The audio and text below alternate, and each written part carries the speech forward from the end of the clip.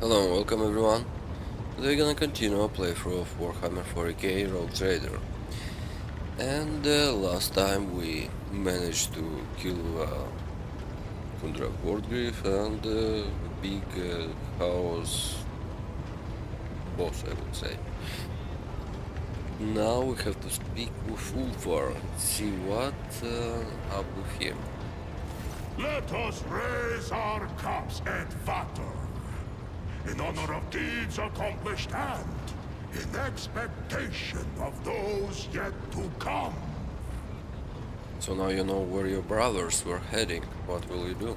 Help you to deal with the enemies who besiege your home, and then head for the coordinates that Thorvald gave me. Well, I know, Edvater, that you are dauntless, and if I but say the word, you will join me in my seeking. But the place I will voyage to is a perilous one. Few can survive in it, and though duty leads me there, I do not want my debt to be paid with your blood. Man, that's another adventure, no? If you are willing to talk about yourself, I'm listening. It is wise to hide one's past from a stranger, but shameful to hide it from a friend. Ask away. How did you become an artist? I was a seafarer. Every spring we would go out onto the world sea and slay many armed krakens and ravenous sea drakes. And then the season of fire would come, and we would dock on Asaheim to battle for our clan's right to inhabit that land. I was young, but already fierce, and facing down foes twice my size. The chooser of the valiant, who had watched the fateful battle from the cliffs, deemed me worthy and took me to the Fang for healing. My clan was proud. I spent years in training before I passed through the dreaded gate of Mordkai, bowed on the runestones before both his heads, and walked into the Valley of Dreams. As for what I saw there, do not ask me. That is between me and the Death Wolf. The Rune Priest scoured my soul, but found it untouched by corruption. I returned, and I partook of the Cup of Wolfen. The Canis Helix entered my blood, and the agony of transformation changed my body to resemble that of a beast. And my mind was drowned in the dark depths of bloodlust. Whoa, it's cool. My return from the dark was long and cost me greatly.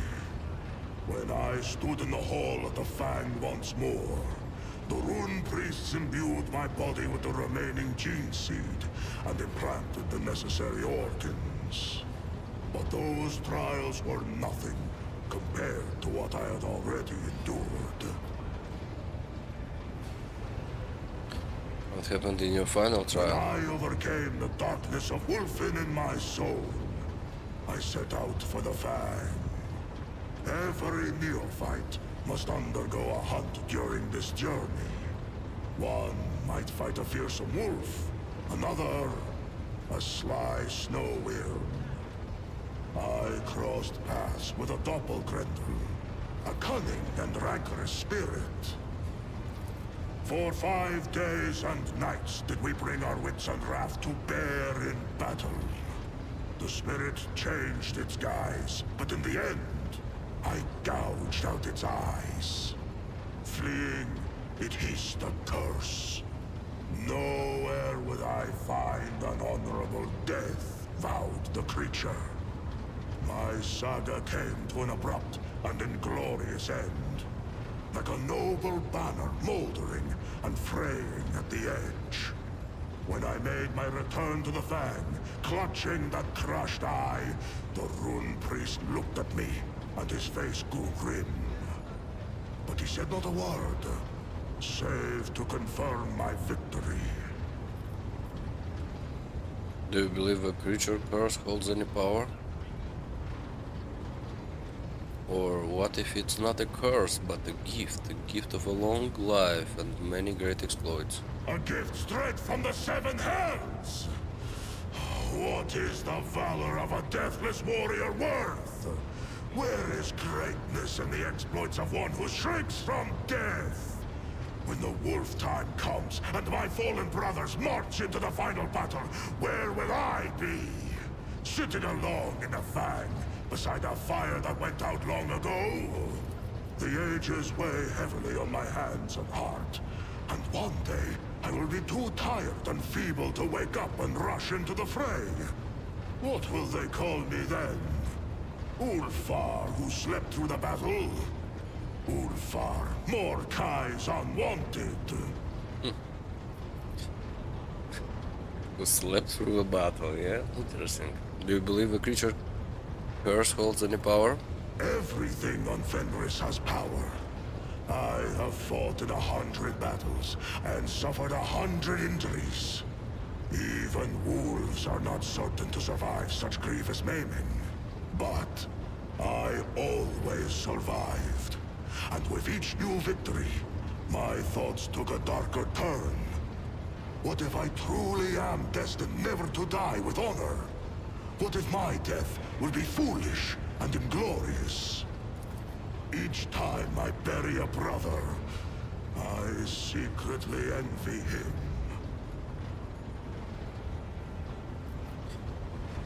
Your subject recruits to heinous trials. Why?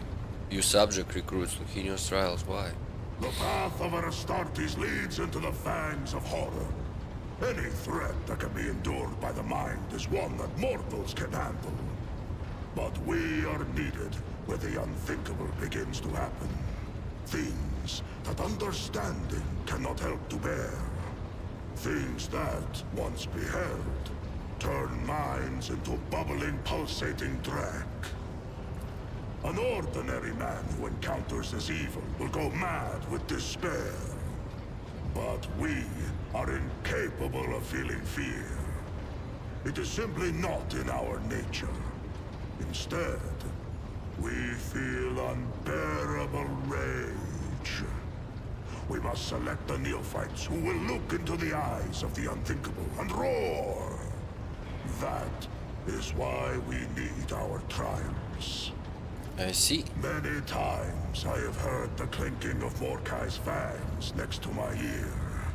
But I have never allowed him close enough to sink them into my rump. I wish to know more about your pack.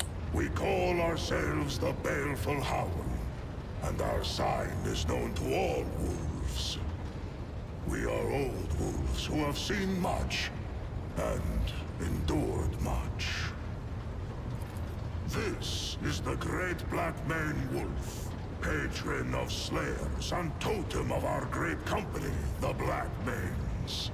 All know that we are fearsome and hungry for a struggle of war, that we are cunning, deadly, and show no mercy. Speak our name, and thunder rolls.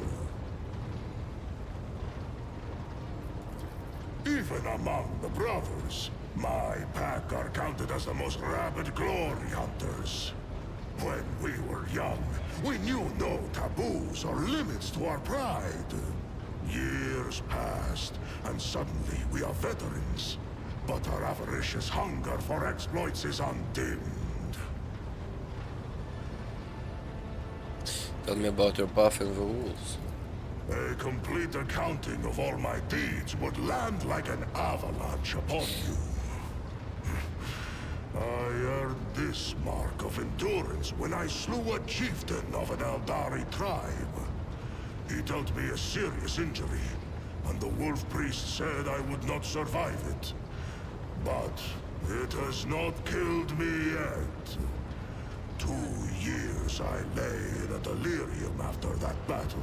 Oh, 2 years? That's a lot. When I awoke on Fenris, I set out for the wastes at once. And there I hunted a black-maned wolf and killed it with my bare hands. For that feat, I was granted the rank of Wolf God. That fearsome beast remains with me to this day, and I carry his furious spirit. And Jarl Ragnar carved this one when I beheaded a despicable sorcerer, the archdespot of Tyrannica II. Many brothers fell victim to him, and we do not sing that saga before mortals, for the preservation of their minds. Alas, I failed to behold my own glorious deed. My eyes streamed with blood, and I hunted down the sorcerer by scent alone. Whoa, how cool is that? And of my glorious victories there are many more. Besides, not for nothing did the Jarl grant me the accolade of Terminator. You are the Terminator? Oh. I have noticed your penchant for poetry. Before becoming an Astartes, I dreamed of becoming a skald, a keeper of stories. At feasts, I often sing of my brother's exploits. Thousands are stored in my memory. When I am near, wolves fight even more ferociously, for they know their deeds will be immortalized. One of the tech priests theorized that our songs contained hidden psychometric codes to increase courage. Maybe there is such a thing in other places.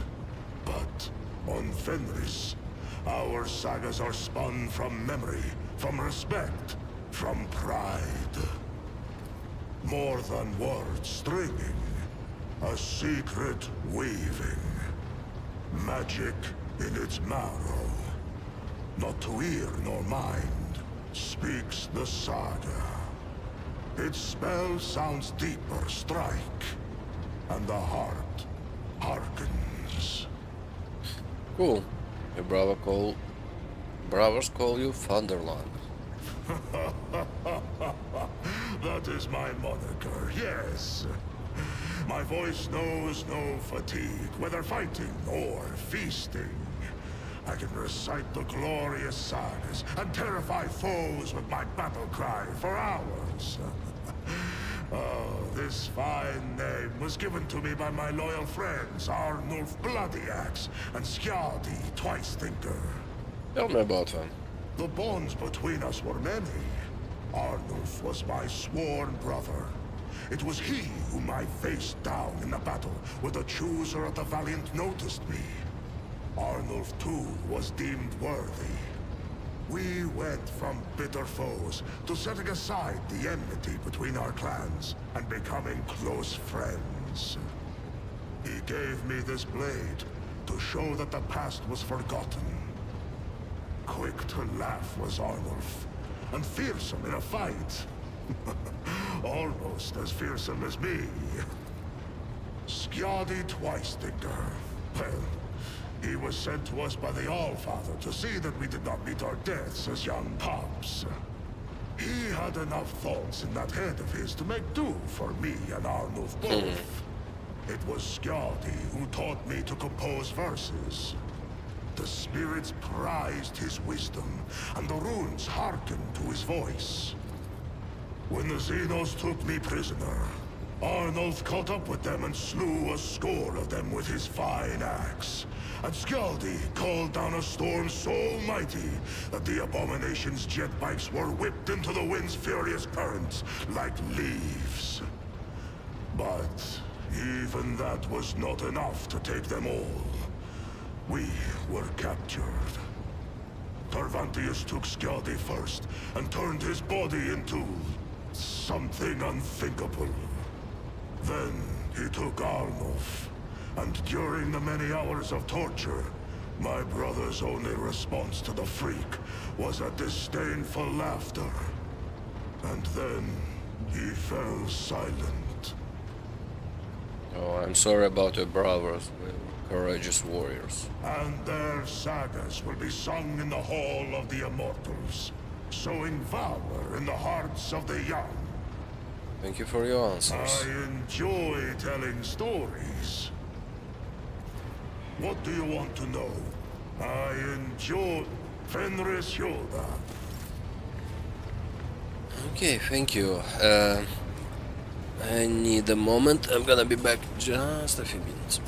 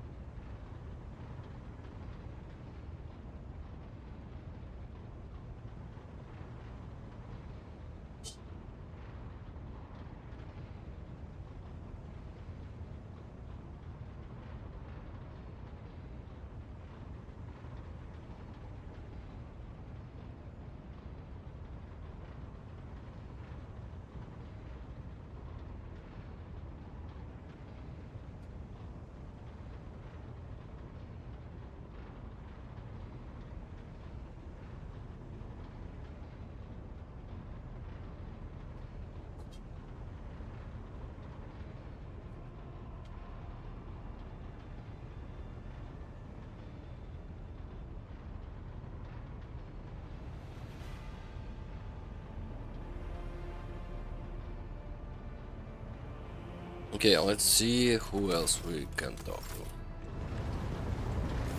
My dear friend, today you have a particularly bright glow of jade and gold around you.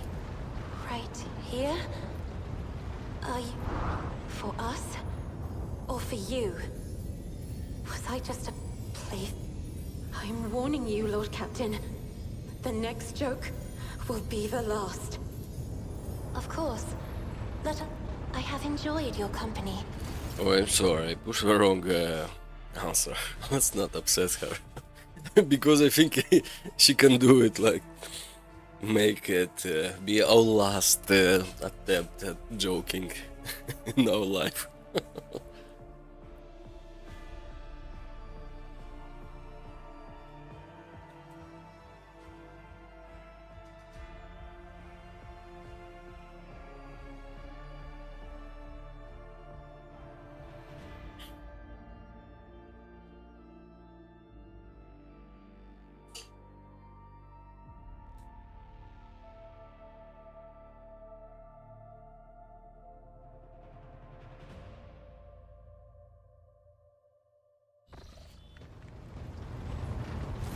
My dear friend.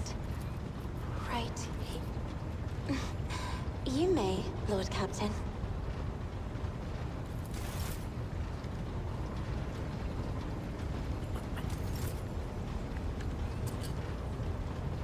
Magenta, Greetings. nothing. Need to warp, move around here. Got something from you. Let's see you. Nothing. Let's see Abelard. Lord Captain. Nothing. Lord Captain. Hendrix. To what do I owe this visit?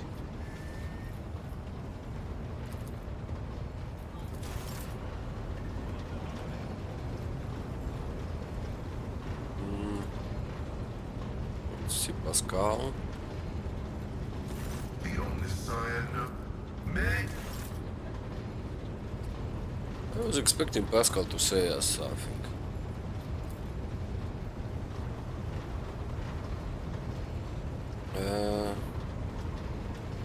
Got these missionaries around.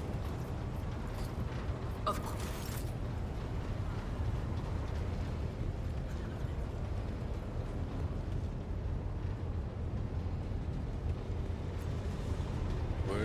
Where is Elliot? Oh, he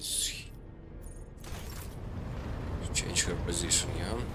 Okay, let's go and see Nomos what he's gonna say. Elantak. Okay, let's see. No one has to say nothing. Just kill the big guy from Chaos and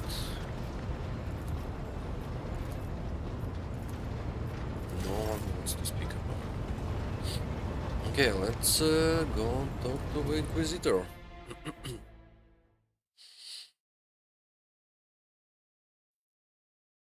And on our way, we're gonna do the quest for Rock Trade. At last we can speak.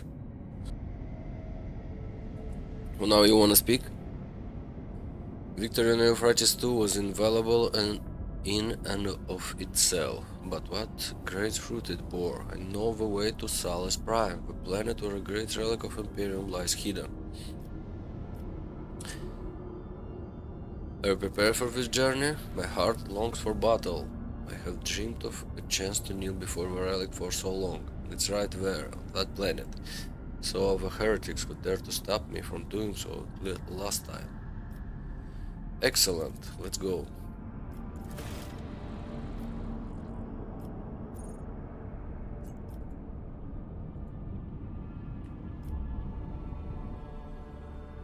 Okay, where is this planet?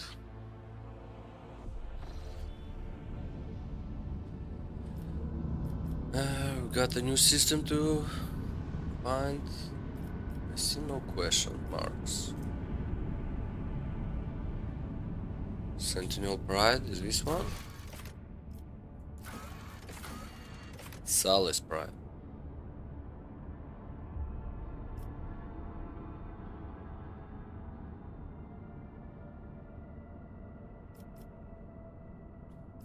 Make planet on Salus Prime.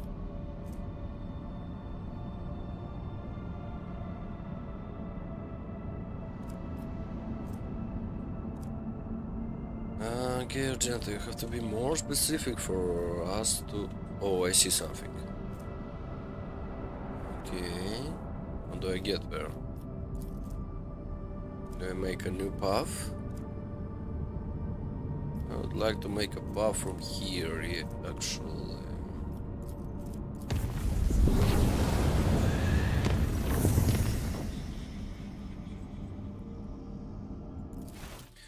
Okay, another private conversation. Why not?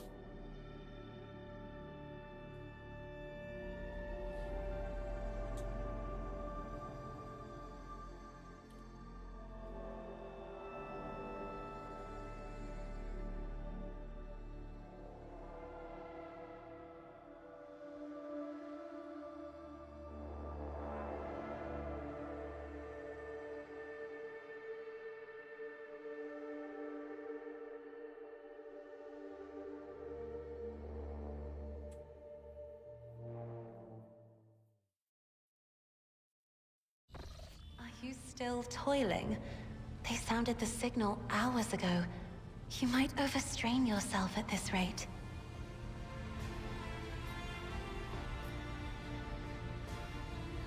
I have missed you too, my lady. Wait. I have something very important to tell you. I'm intrigued. The time I have spent with you has been the most cherished time of my life. You have freed me from the shackles of fear and disgust at myself. I no longer look away from the mirror. I am not ashamed of my powers, and I do not intend to hide from the world inside the cocoon I once built around myself. You have shown me the world without pretense, the way it truly is. Cruel, unfathomed, treacherous, and full of the most beautiful things. And I've realized that life is not at all like the books we read. Each one of us writes their own story, as best they can, be it with ink, blood, paint on a canvas, or a blade that cuts the air. And I want... by the resplendent throne, I want to write my story together with you.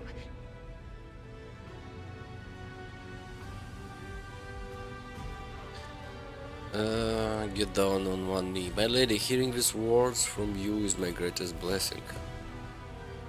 Do you promise to love me till the end of our days?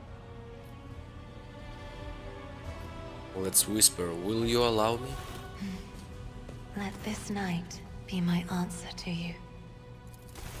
Oh, gonna get some action.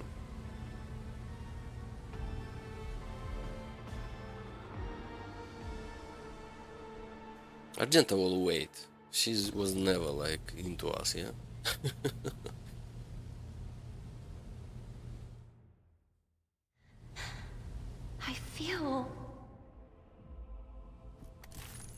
I feel all aflame in your arms, free to do what I like, how I like. Okay.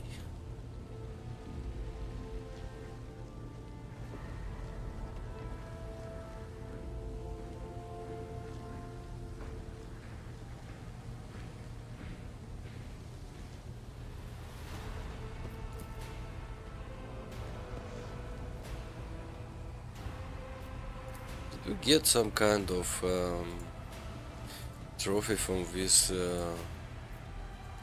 house guy? Don't see anything.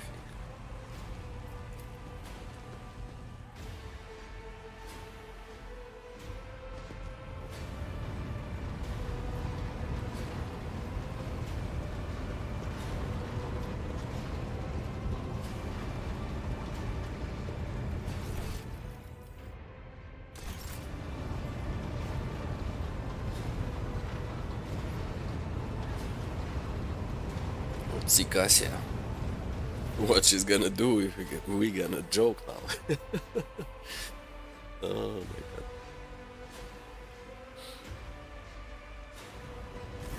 My dear friend, today, right here? Are you sure? Ah, if you continue inviting me to lit... Oh, so okay.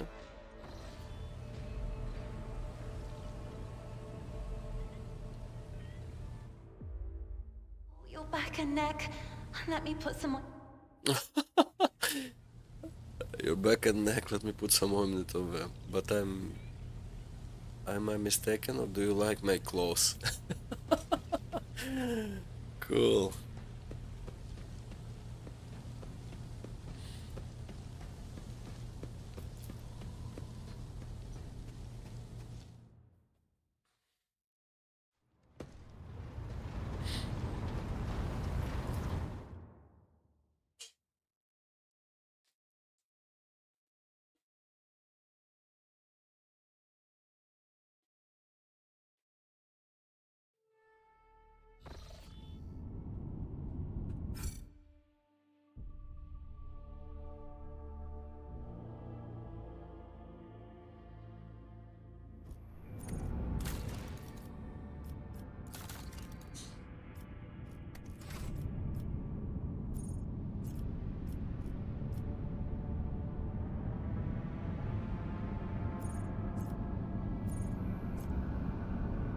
Okay, Dragonos. We need to go to Dragonos actually.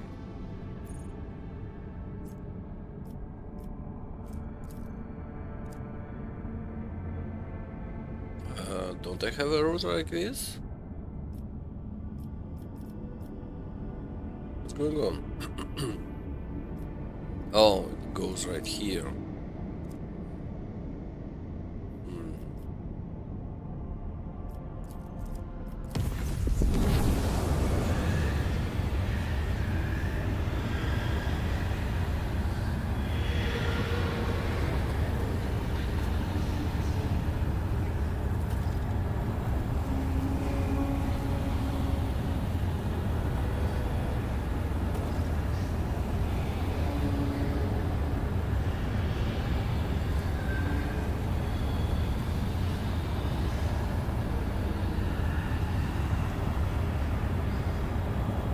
Amaranth summons me, I must comply with a directive. Chart the course to the transmitted coordinates. Coming, mentor.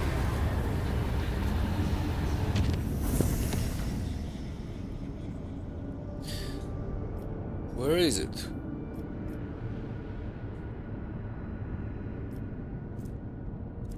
Okay, we got one. Don't see another one.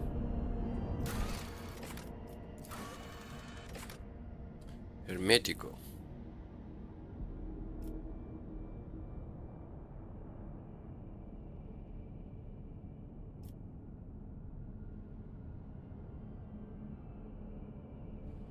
Oh, it's located system speculum. Where is this system speculum?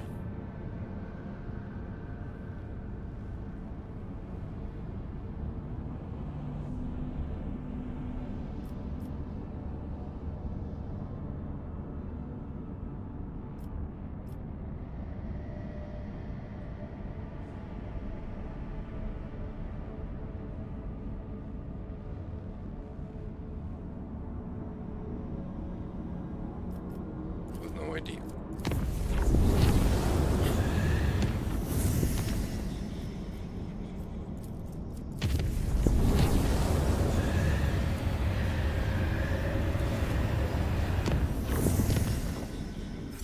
To go to Dragonos to resolve a matter.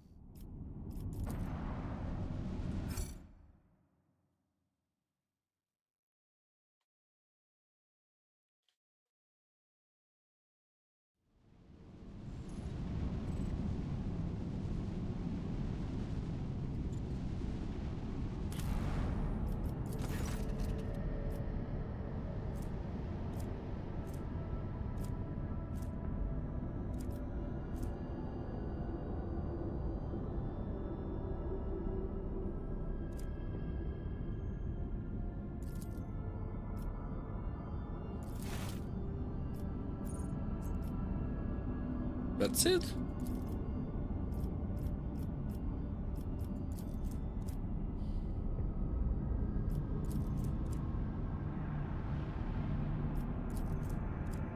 Okay, let's go with profit factor, why not?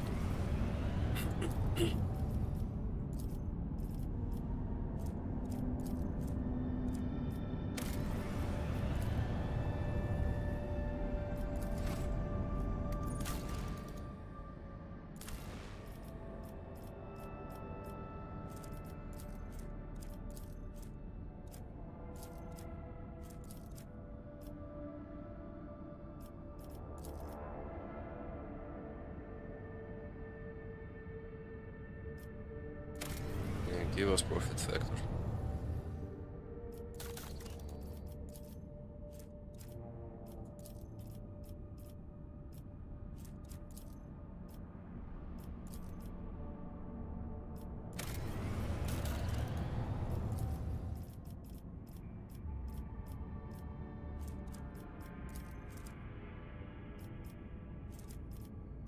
With holy weapons, yeah?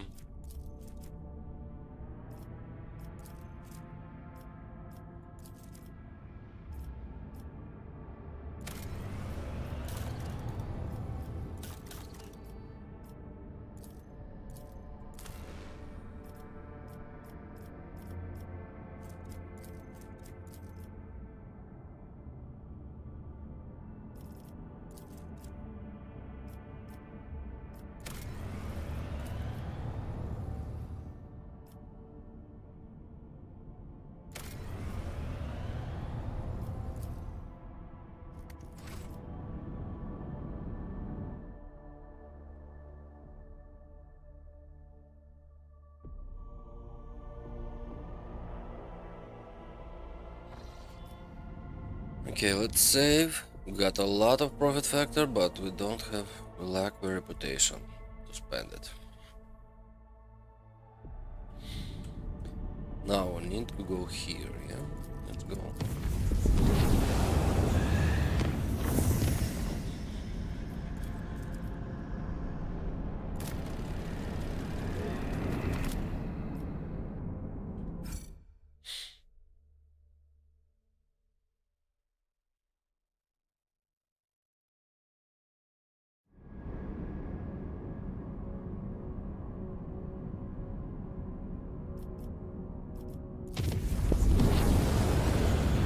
During the warp advantage, the middle deck reported a strange gathering.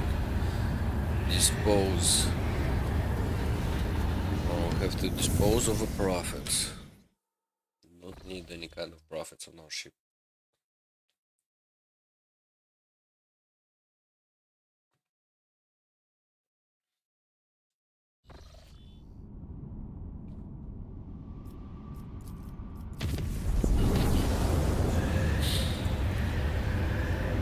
Okay.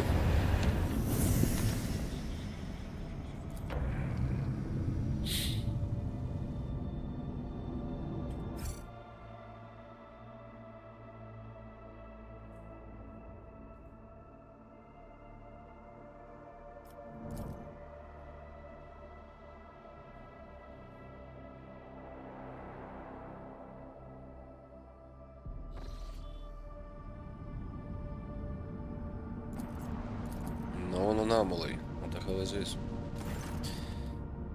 Master Raver reports on the giant anomaly covering most of the system. Confusion is evident in his voice. The augurs are incapable of detecting the area itself and the objects within. But it is obvious that they exist. The blurry bolts of planets and space debris are visible from the region of the void ship. The area distorts even the faraway stars, dim spark enclosed in thick curved glass. Remain and research the anomaly zone. Ship instruments are powerless before the aberration of the Raitavi system, but Lady Cassie is able to see much more. She described this image as purple veil of blind hopelessness, dotted with azure and crimson, in which the navigator reads the imprint of anger and pain. However, not even her sight is capable of piercing this veil.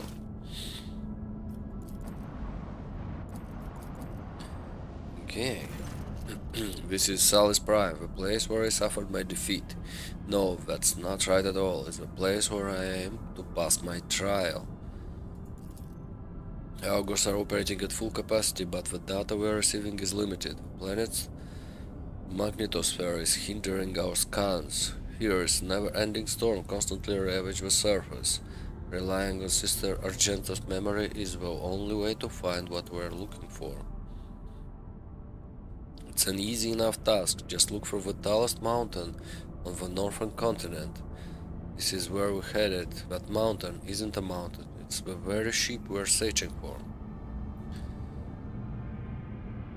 A ship that resembles a mountain? Yes, legends say that the ship fell from the skies, yet it wasn't destroyed by the impact. What was it, I ask you, if not a miracle and a testament to the glory of the Imperium and its saints? Ship towers over the planet's desolate surface, encased in ice on all sides, but from up high it looks like a mountain, majestic and lonely. What should we look for once we get to the mountain? Above all else, our mission is to search for any evidence of accursed cultists who attacked me when I came here last. I am still one of a sister of Ornatus, and my primary responsibility is to protect the holy relic. If we succeed, I hope to complete my pilgrimage, to enter the halls of the sacred ship and find the relic itself, the One Star. What if the cultists are gone? Then I will chase after them to the ends of the universe through darkness, fire, and all horrors of the warp. Her voice is vibrating with anger, but a moment passes and she counts herself surprisingly quick. But I do not believe that those rotten-souled scoundrels could have stolen the relic. It says plainly in the saint's a geography that only one who is righteous and resplendent of heart can enter the ship. I know her power is greater than the most profane sorcery of cultists. What could they possibly do to match the workings of one who was the living saint of the Imperium? I see. Prepare my shuttle. I must warn you, you won't have much time for this expedition. We are registering an increase in storm activity. The weather conditions are deteriorating rapidly. This isn't about rain or hail. The local storm can perforate a shuttle mid-flight. Everything in our path is a test, be it storms or heretics. My last visit to this planet ended with the Arcanemy servants wounding me and claiming the lives of my brave companions. This time, it will be different. You and I will fight side by side, Rogue Trader, and we will do what we must. Of course.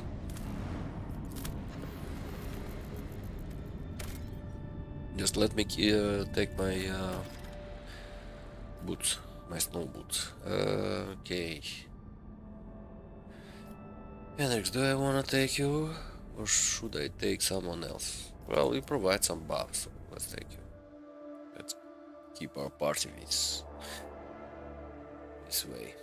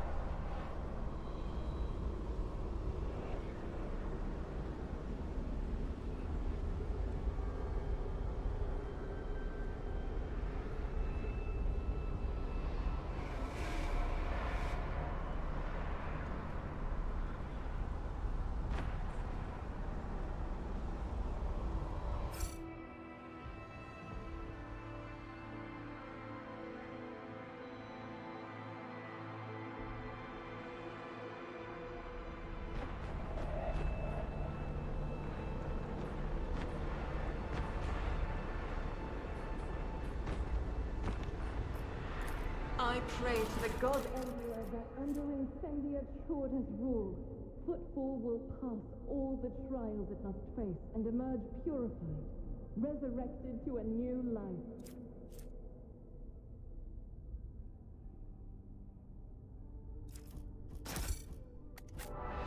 Prediction. A significant reduction in human estates will result in reduced dockyard and trade efficiency. Or did the unit mean something else?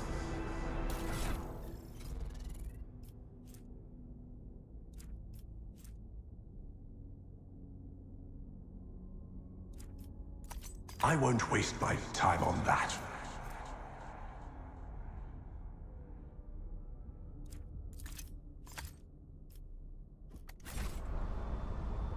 My ascension has only just begun.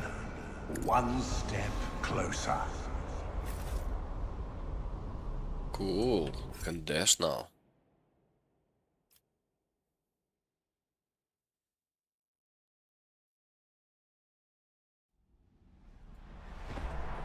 I tread a path unexplored.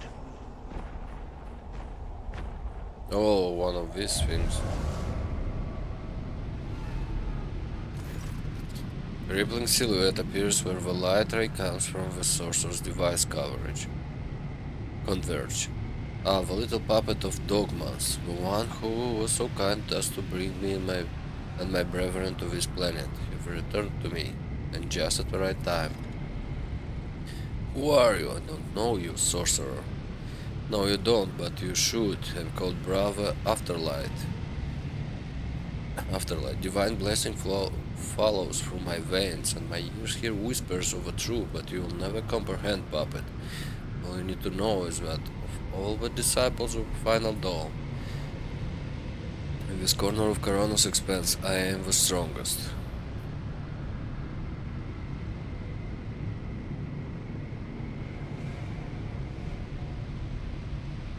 strongest of disciples who survived, I mean. After all, we exterminated the rest of you on every world we found on you. The ghost figure lets out a laugh. Hear such hubris in your words, what I should hear instead of your despair. Or haven't you realized it, stranger? We are fighting a war against an ocean without end. No matter how many of my brothers and sisters we cut down, these who join our ranks will always be greater in number. Well, that's enough of that. The little puppet brought me some friends with her. Good, I was just finishing with the remains of the last group of fools who risked coming to this planet with you. Remember their death cries, don't you? Do the lives of mere pawns mean nothing to you? The Emperor accepted the souls of his faithful. They died cursing your name, the name of a puppet who had brought them to the slaughter and then alone escaped with her life. Enough, be silent. That's the way. Argenta lowers her weapon, a breath escapes her lips. The heretic was deliberately trying to awaken my anger. He's wrong to think that he can manipulate the chosen one of the Holy Terror.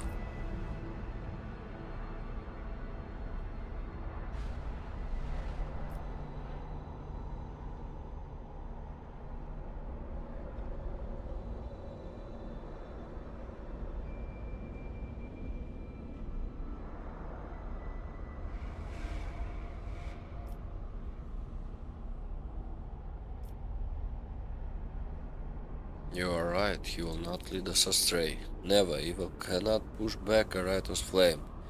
And let us go and put an end to this evil.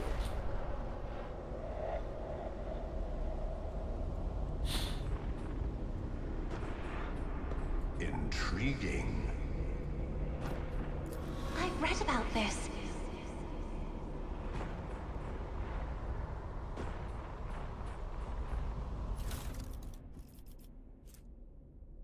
Heretic follower.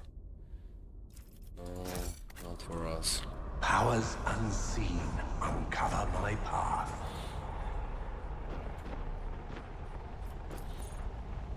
I better myself through my service.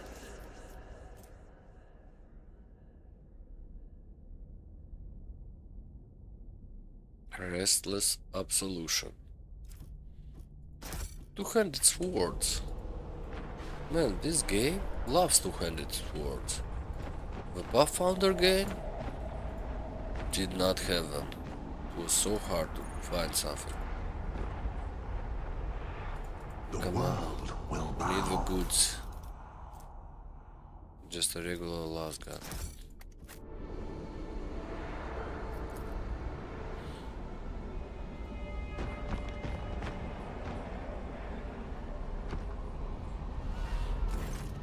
And so we meet face to face. Welcome to my temple. Your every word defiles the air of this place, heretic. The threshold of a sacred ship is not your temple. It will never be. You have no idea how mistaken you are. For a long time now I have been preparing to bend this relic of your cult of puppets to my master's will. Your Imperium lackeys are blind, stubborn, carry the stench of death, dead flesh wherever you go. You make for good sacrifices, and the baubles you worship make for superb materials for artifacts.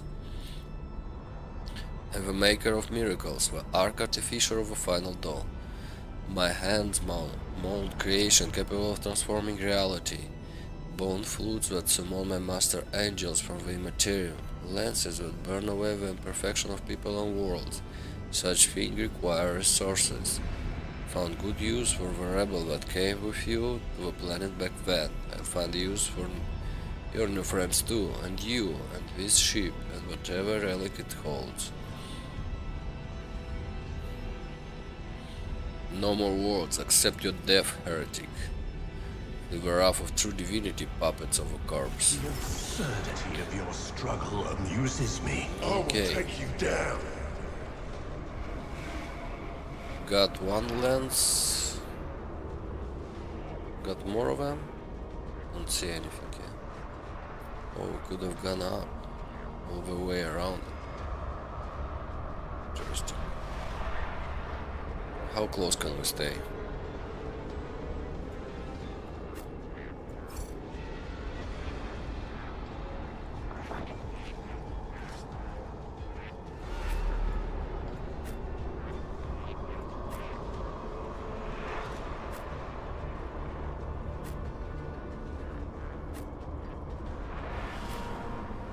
think Cassie alone can kill them, no?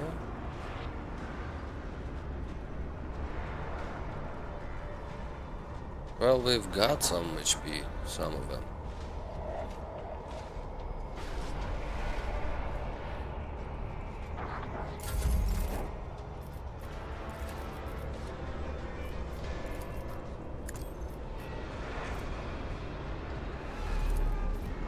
I am a navigator, not a servitor.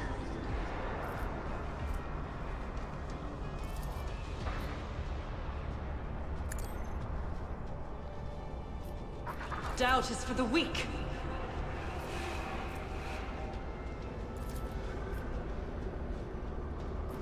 Man, you're gonna kill him in one shot, I think. As the Emperor commands, I act. Faith without deeds is worthless.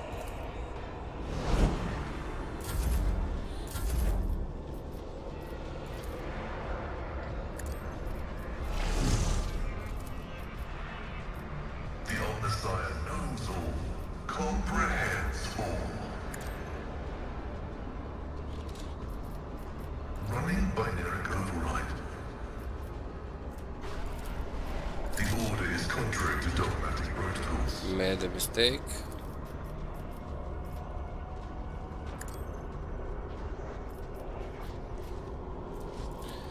All is good. The scriptural prognosis is favorable.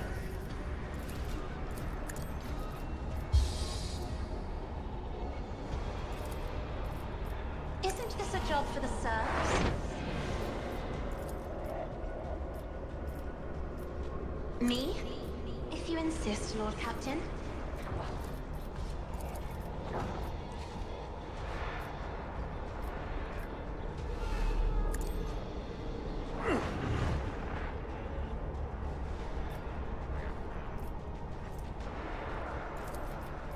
Isn't this a job for the serfs? As the Emperor commands, I act.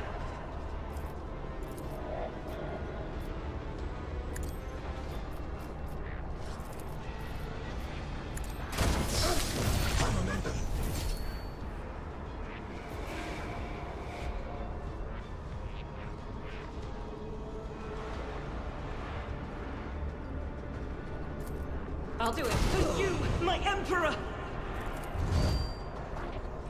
Thousand each strike is a prayer.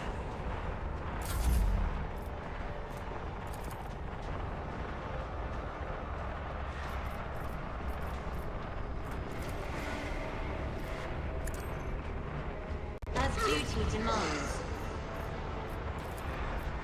I'll paint your death in colors. I'll do it. Faith without deeds is worthless. I'll do it. As the Emperor, none can escape the Emperor's judgment. I'll do it. Each strike is a prayer. Double kill. Nice.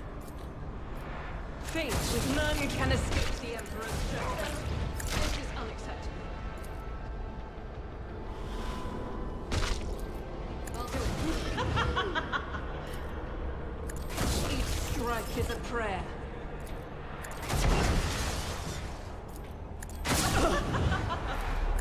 None can escape the Emperor's judgment. Where is he? Oh, the last one. In thy light I stand, and thy light I crave.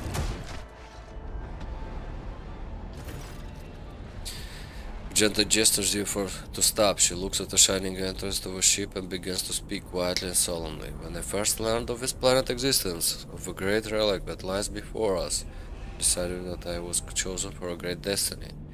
That the saint whose name I bear had summoned me, led me through the void and the nightmares of a maw, all so that I could enter the sacred halls of his ship and accept her boon. Perhaps there was too much hubris in those thoughts. Made many mistakes on my way here. My pilgrimage to the sacred ship will become my trial. Yet I do not fear trials, for I draw straight from them. I do not turn my back on my mistakes, for I found wisdom in them. I walk forth with an open heart.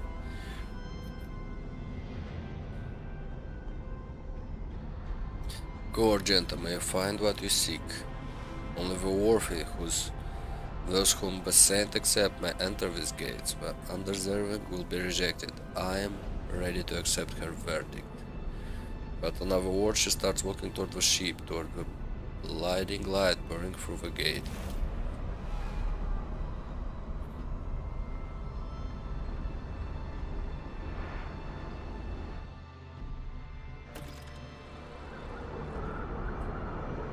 Lord Captain, please return to the ship. I urge you to hurry. The storm is coming. What now?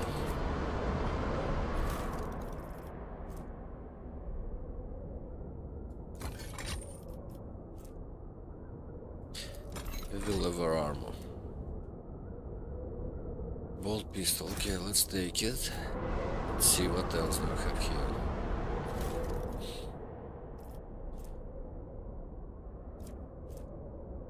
Sniper rifle. 26, 39. It's not bad.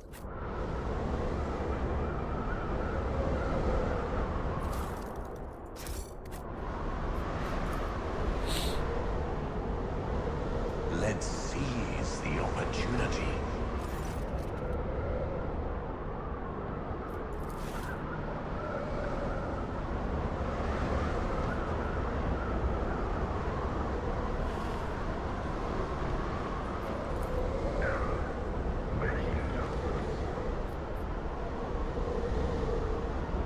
The world trembles beneath my feet. So what?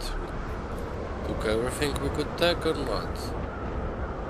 I think that's it, huh? There is like something over here maybe?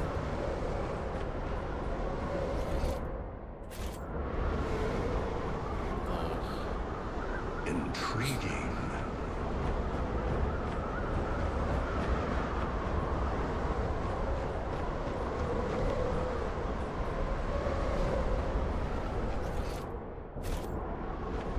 Embrace true power. Let's see. Did she get the trial or not?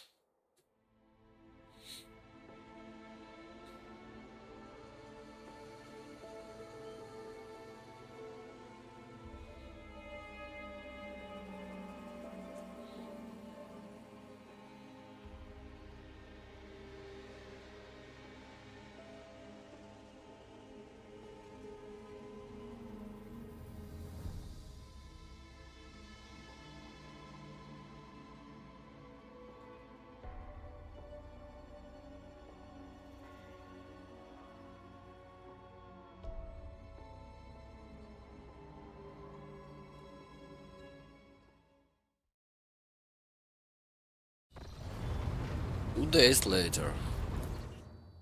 Rogue Trader, the familiar voice greets you, and yet so much about it is unfamiliar. Argenta is resplendent. The fire of faith burns in her eyes more brightly than ever before. The majestic power armor in which she is clad shines just as bright. Can hardly even be called mere armor. It looks like more artistic masterpiece, a beautiful painting, the sight of which fills the beholder heart with inspiration and hope.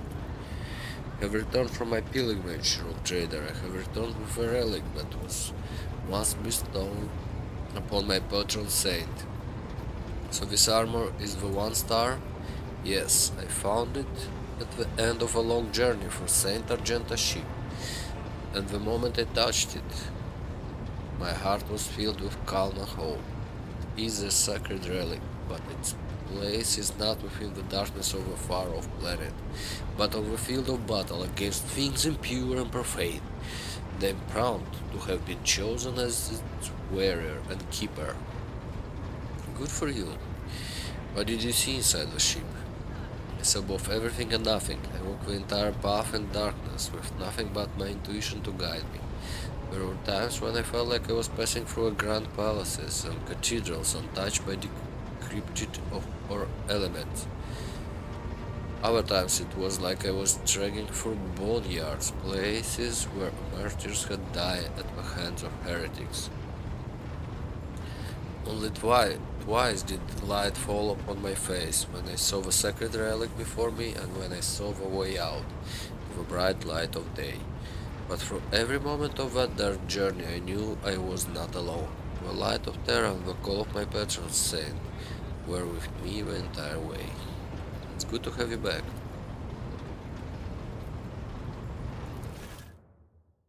That was a short one. Hey, stand up.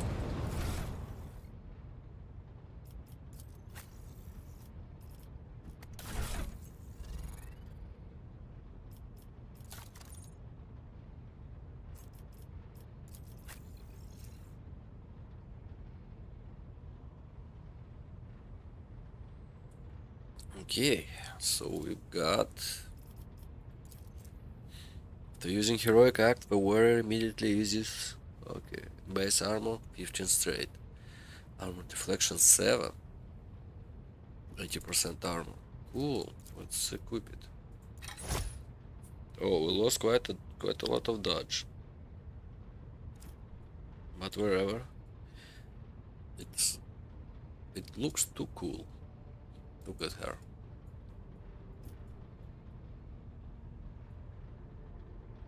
Yeah, let's keep it.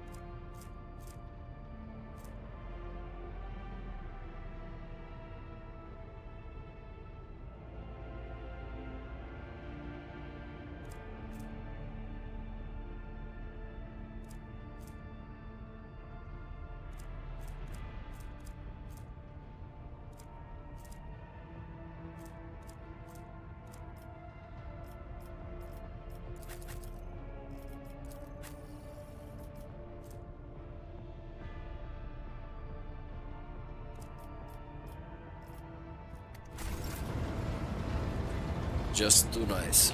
Okay. Gonna take a little break, guys, and I'm gonna be back in just a few minutes.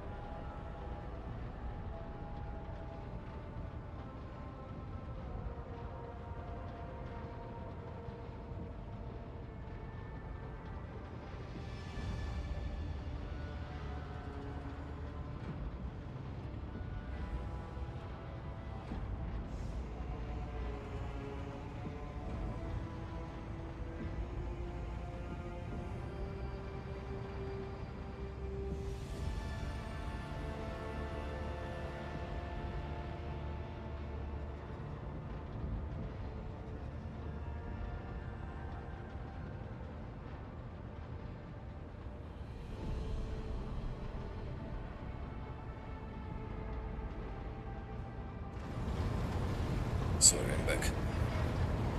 So what? Let's go back to Expanse and find the Pascal quest.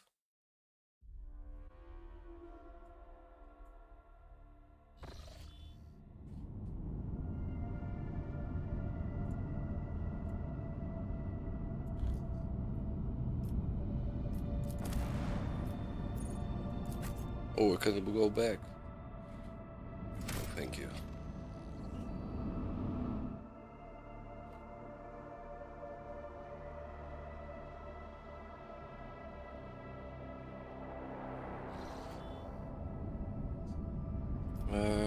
Let's see.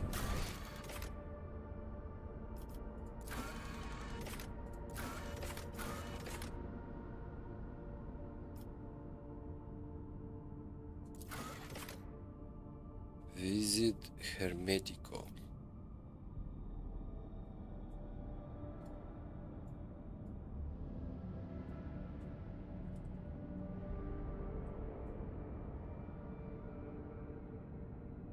Let's see, where is it? Where is it?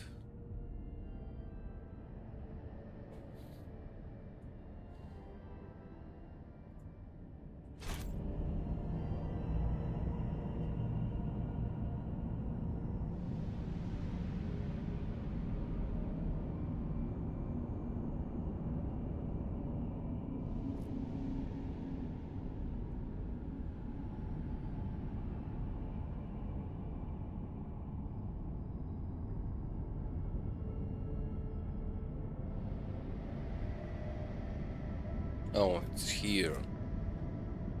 Okay, we can get from. Okay, I see the path. Let's travel.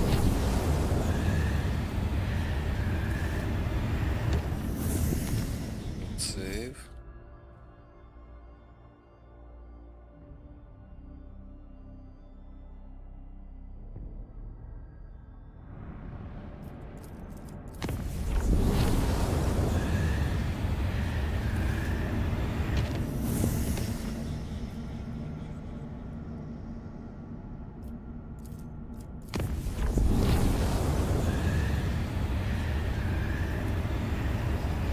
Oh, got some navigator inside. This is good.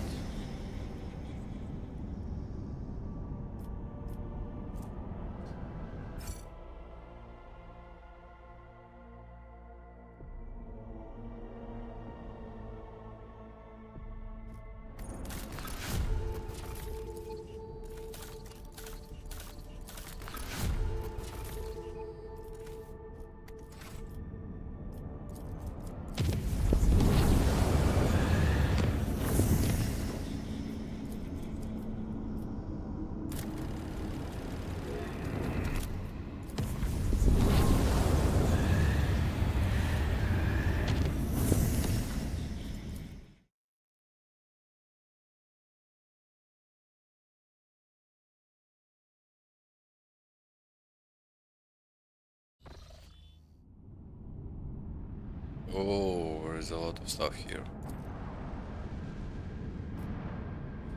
Okay, let's save. Maybe we're gonna have a space battle. Who knows, yeah?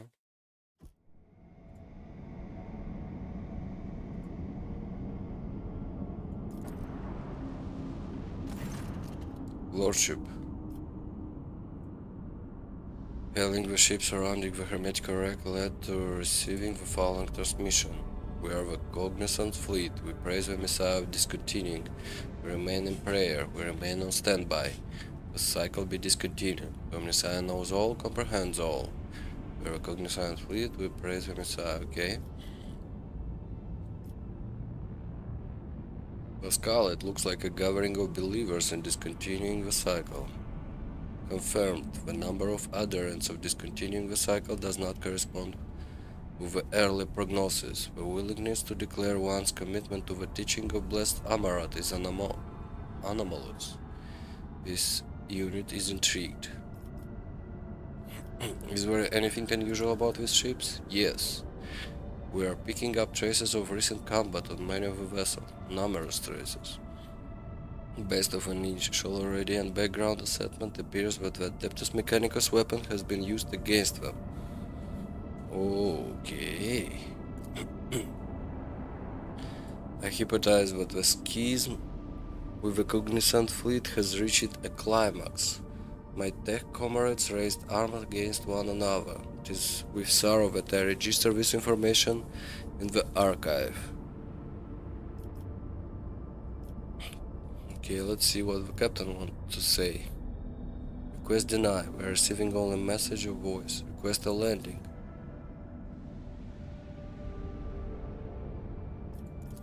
Let's leave them alone.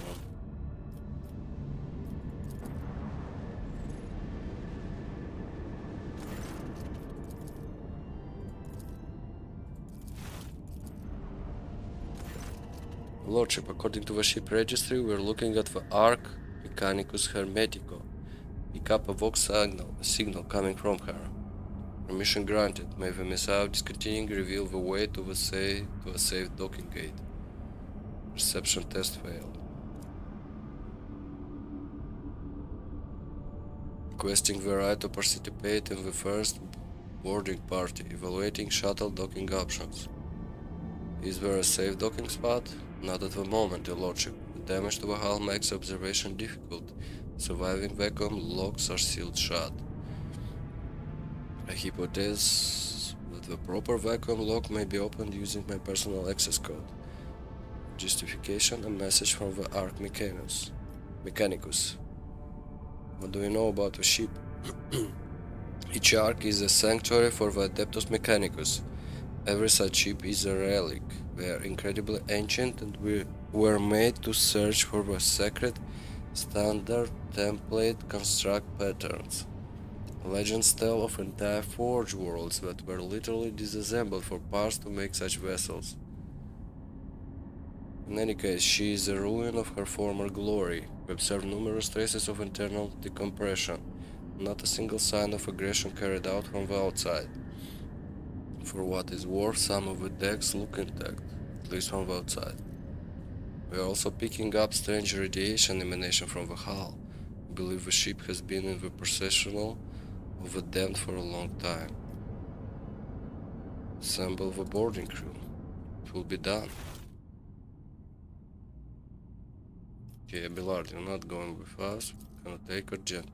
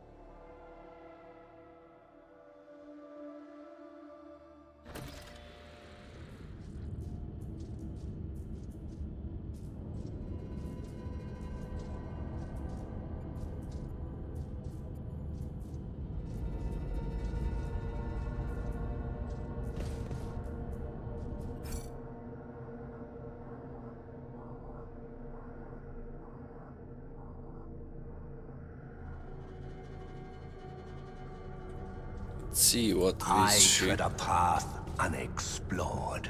has to tell us. It's quite damage, that's for sure.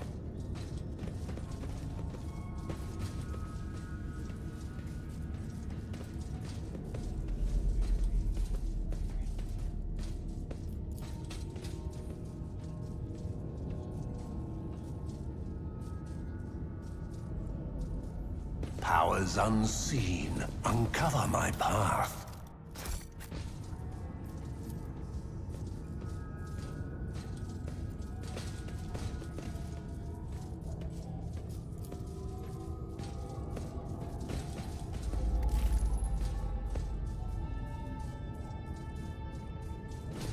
Deck Blight? Let's seize the opportunity.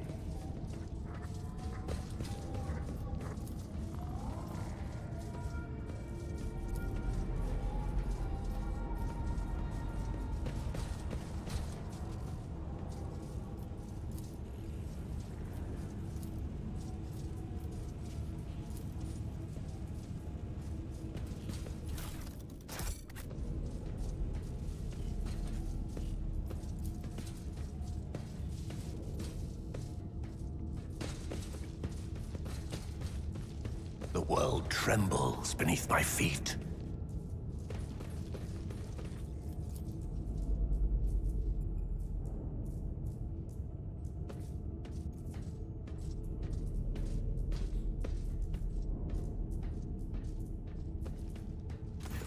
Oh, Tech Shaman. Elderly Tech Shaman looks up at you with dim eyes. He smells strongly of exhaust fumes. Have you come to speak to the great Prev, ghosts? Prev will not speak you, lesser tongue, but I can help, I can interpret. Look at the Tech Shaman. The aging barbarian skin is covered in tattoos of mechanism, as if the ink drawing of cogs could pass for actual argumentics. Wires and scraps of flex tubing are branded to his hair, as well as shards from a broken data slate screen. Cogiator circuits boards hang on threads from his large ceremonial drum. I'm registering category 6, 7, and 8 heresy in these tribe's vestments. Only enlightened tech priests are authorized to dismantle and interact with the bodies of the sacred machines. And painting the skin in crude imitation of true flesh is profane mockery. It is how I venerate the iron spirits who have done their duty and passed into nothingness, ghost. I do this in the hope that I might gain some of their wisdom. This statement is false. I'm not registering any veneration. Who is Breath? Our deck, great patron spirit, protects it and watch over everything that happens on it. Breath used to be a kind father to us all until a wicked people tricked him. That was when he disowned the mortals who lived here. He wiped the names of everyone who used to be under his patronage from his memory and no longer recognized their faces. Since then, Brev has been a harsh and cruel-hearted master who is deaf to our prayers.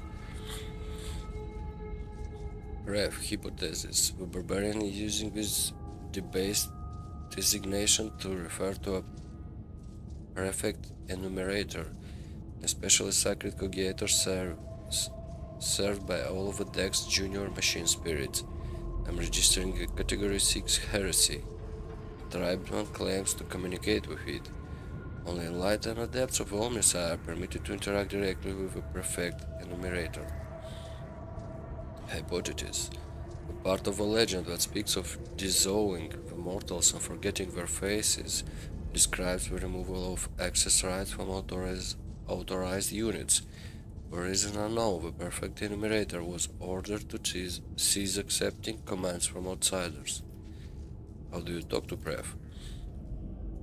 The shaman raises the roaring mechanical sensor and inhales a lungful of aromatic exhaust fumes. Tribesman's eyes grow dim, and he puts his hands on his drum. His fingers strike the taut synthetic lever with remarkable deftness and read like this. Pascal frowns and says darkly, I'm registering a chaotic blasted layman. This blast smoke is meant for the sacred machines, not your lungs. Then the tech priest falls silent and listens carefully before uttering in astonishment. This primitive melody is a language, our language, a variety of rhythm-based tech vernacular in which meaning is created by lengths of pauses between the signals. The iron priests of Fenris can speak binaric using flutes, drums, and bone rattles. Some of the rituals were used to appease machine spirits loud the sound of the voice.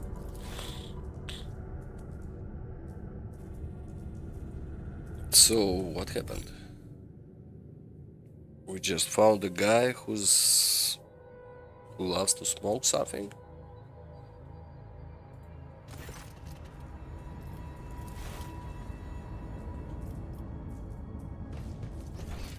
Okay, what else do we have here?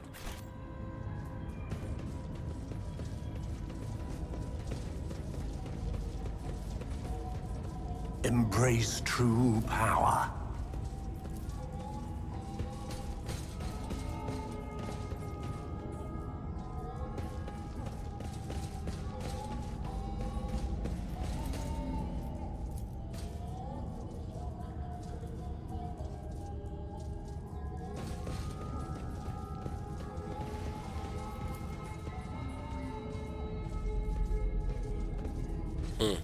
Intriguing.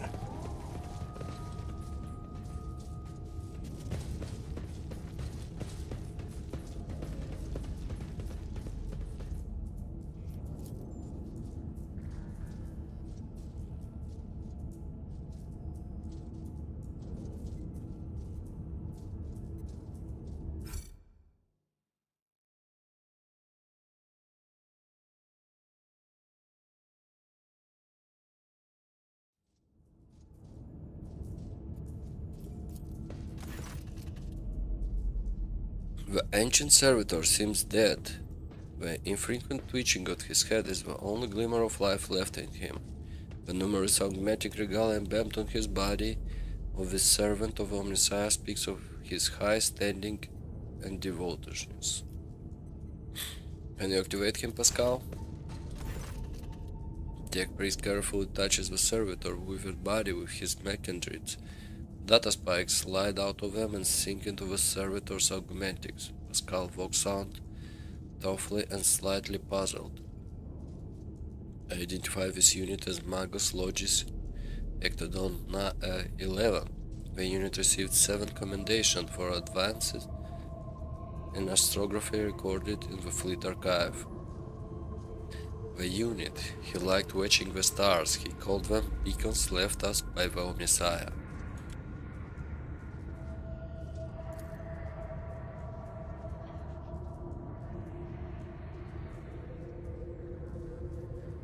The servitor gives a jolt, raises his head, and fixes his augmentic eyes on you. The large black circles of his visors are clouded and covered in scratches. Painted moan came from the speaker of the servitor's throat. Unit status operational. Unit identifies itself as no data available. Error, malfunction. The Omnissiah knows what.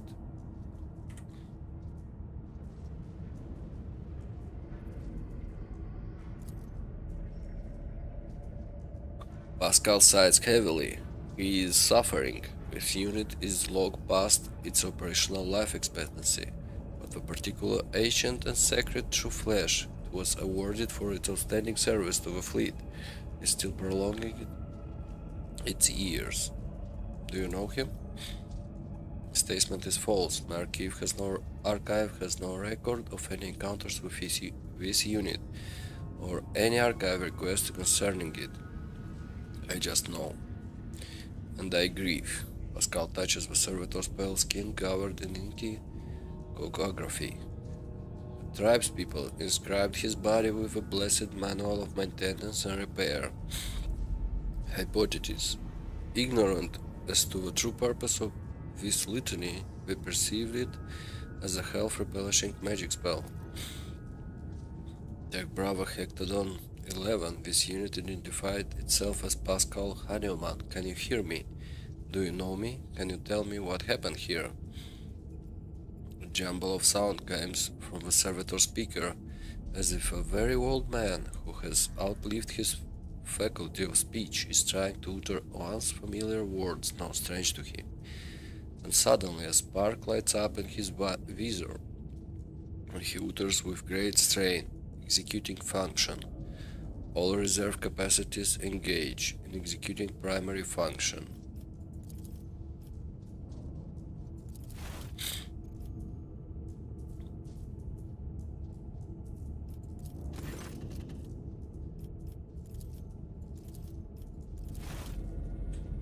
So what? We were supposed The to... world will bow.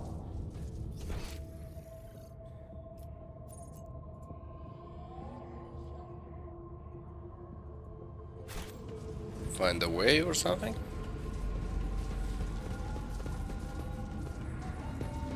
Let's seize the opportunity.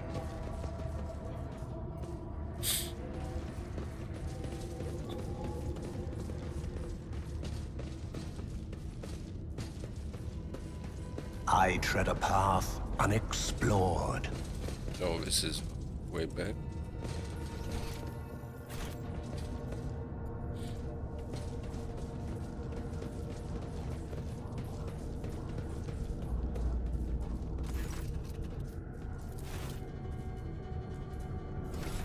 we failed something?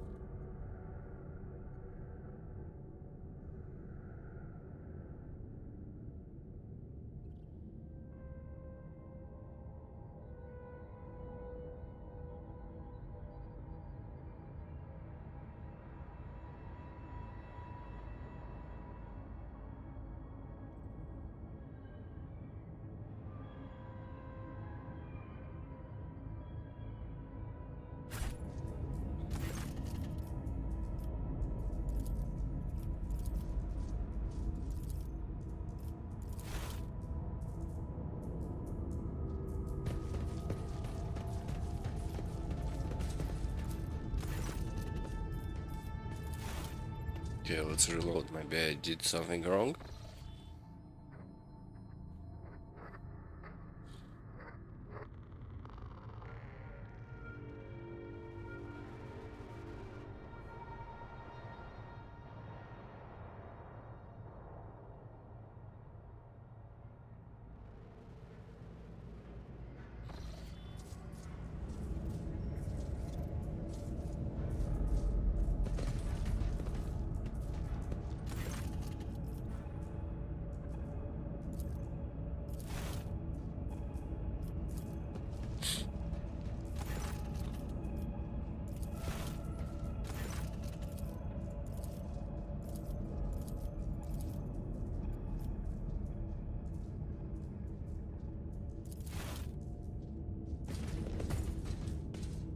Embrace true power.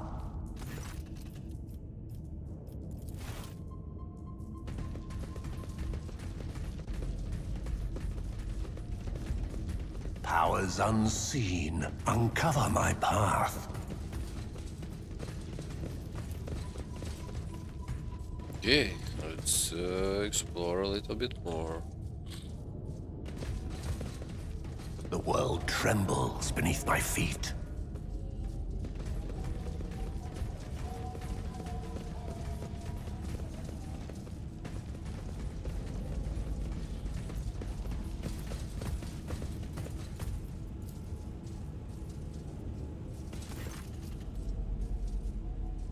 Oh, Chief. Okay. It's a new one.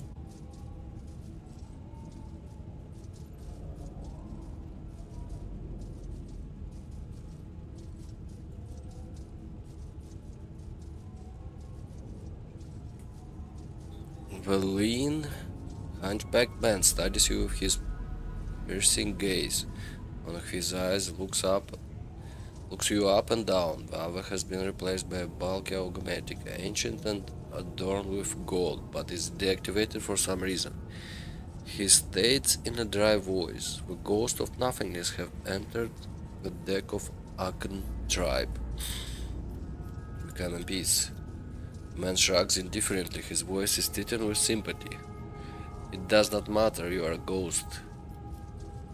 Take a closer look at the man.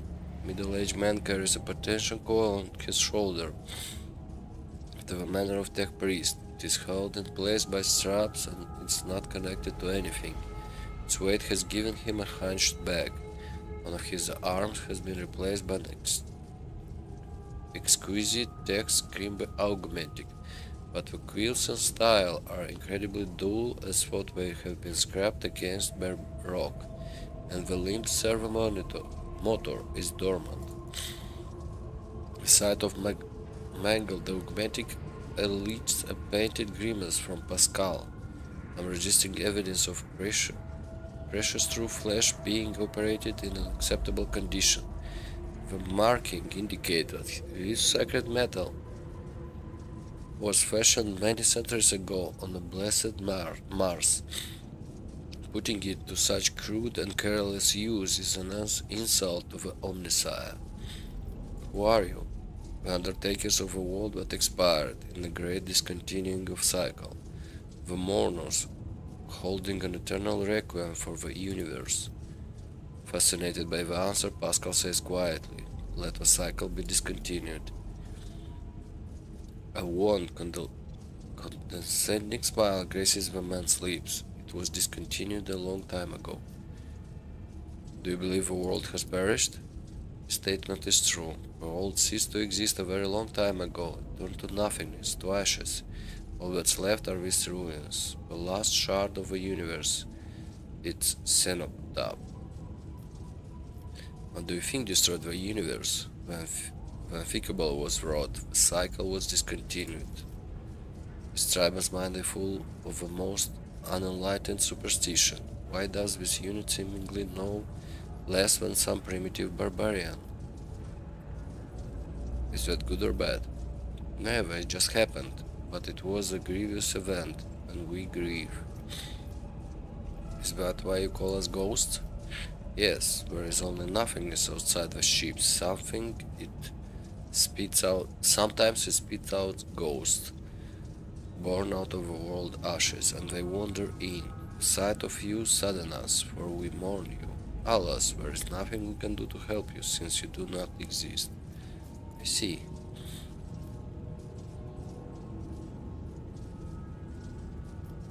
Pascal, what do you make of these people? This primitive community is made up of descendants of the low-ranking technomats who once serviced this deck. The name Ag derives from category Ag-Gen Ag, stood for the occult category, which serviced the main deck. Gen refers to service staff who were assigned general as opposed to specialized maintenance duty. My man looks at you and Pascal with indifference. He does not seem to have understood a single word. How do you survive here, and what do you do? We hold a vigil for all existence, and the spirits of a mechanism give us water, food, and nutrient mix. We thank them for that with rights of machine servicing and maintenance. So commands the great entity.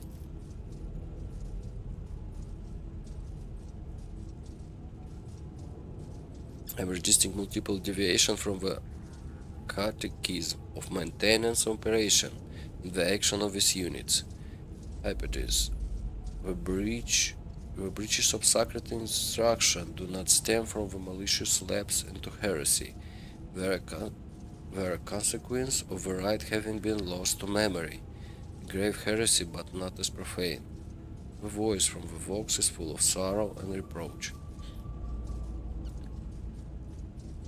Who or what is the great entity?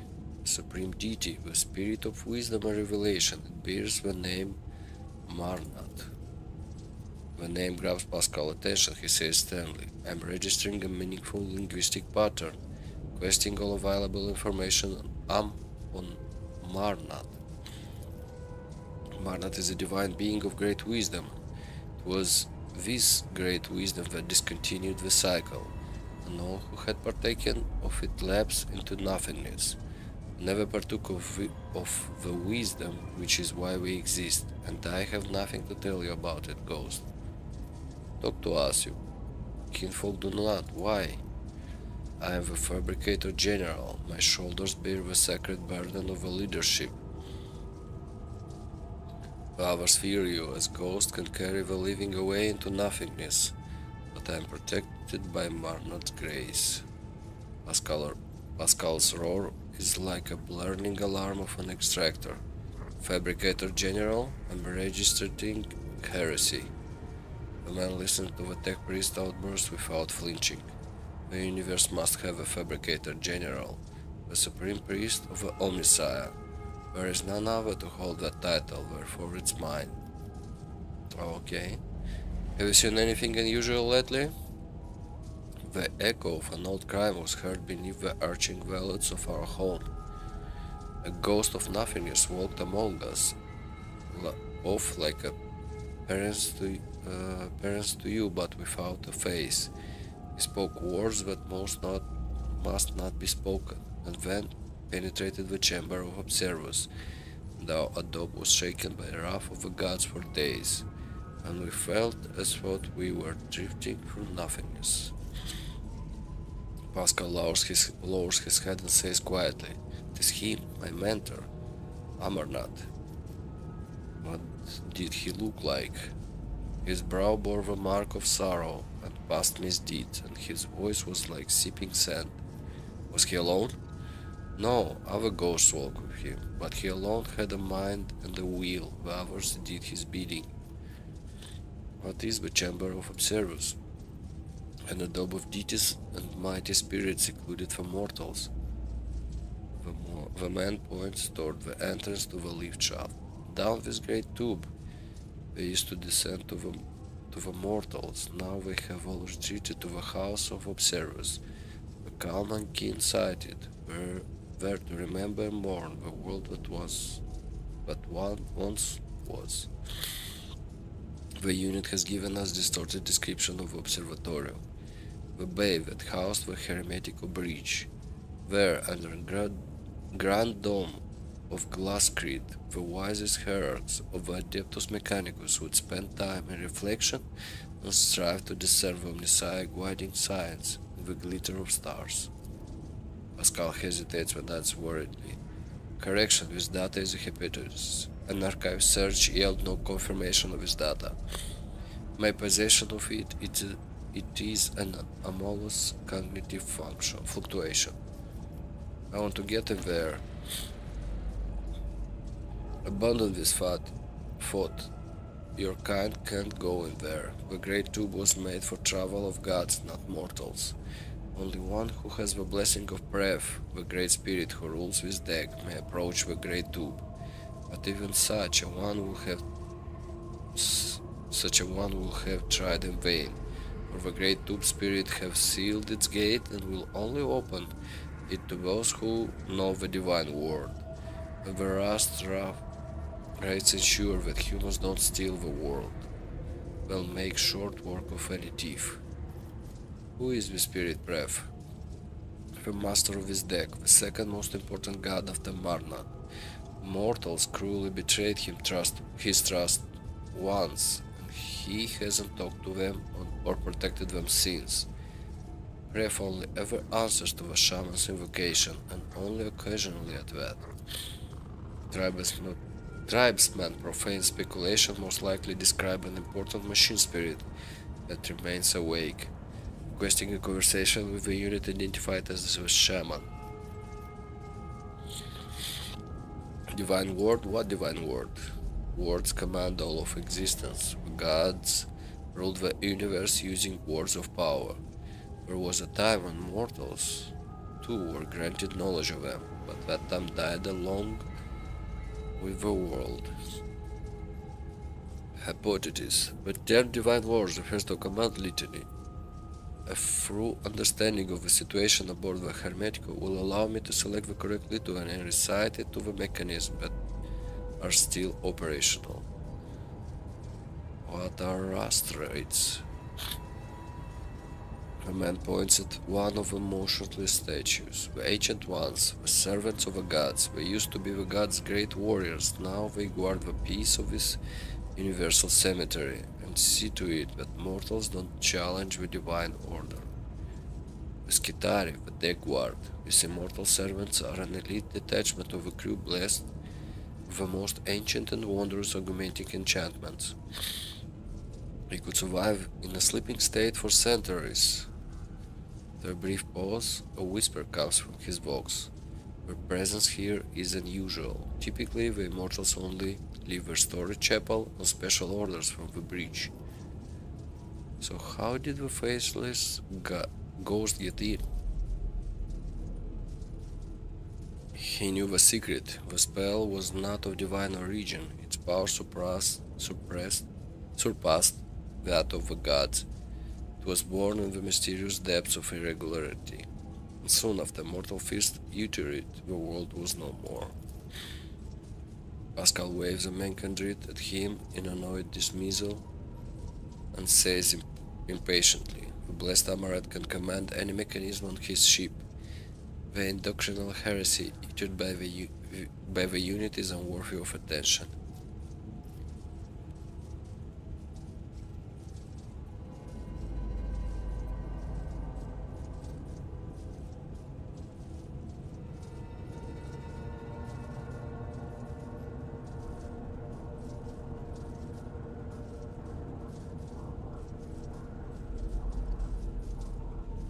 Your guesses are amazing, spot on, Pascal. statement is false. Each of hypotheses was logically deduced from our present situation.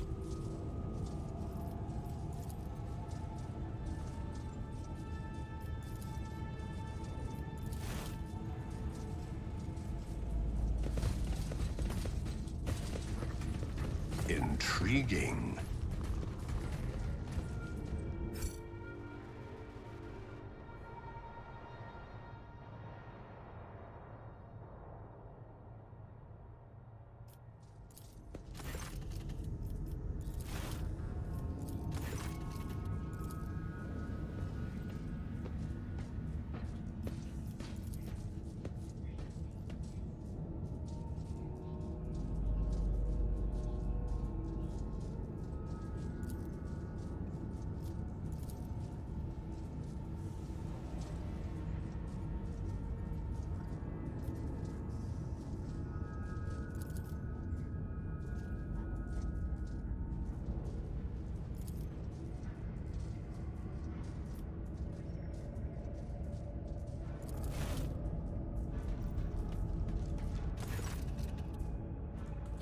Okay, let's try and speak with this one. We have come to plead for Brave benevolence.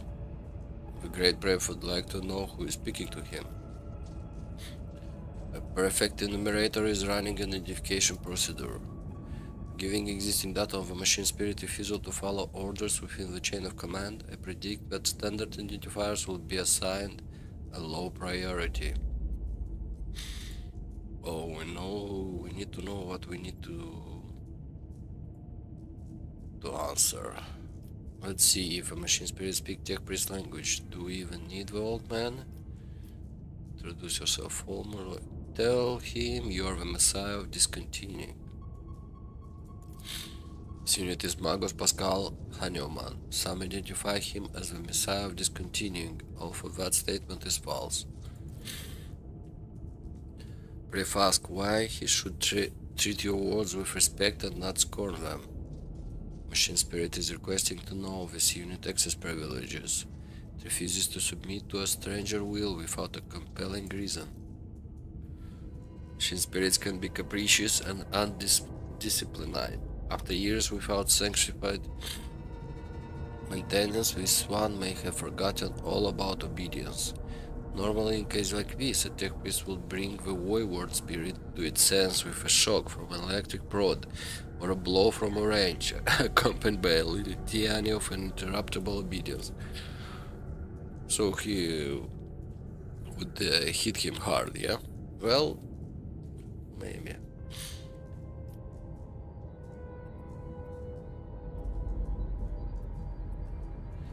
I think a show of force is in order.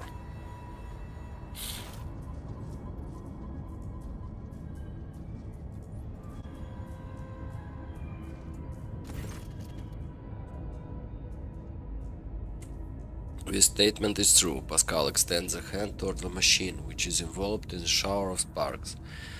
The crack in the tech priest's armored respirator shines a bright green. There is a steel in his voice. My power is my authorization. Acknowledge it, or you will regret it, wayward spirit. Ulfar clutches his charm with one hand and his battle-ready weapon with the other. You hear him whisper tensely. Spirit wolf, shield my soul from the terrors of a warp and the ire of angered spirits. The shaman shouts out in fear and shakes his drum frenetically. Breath acknowledges your power, ghost. He does. He asks why you seek his friendship.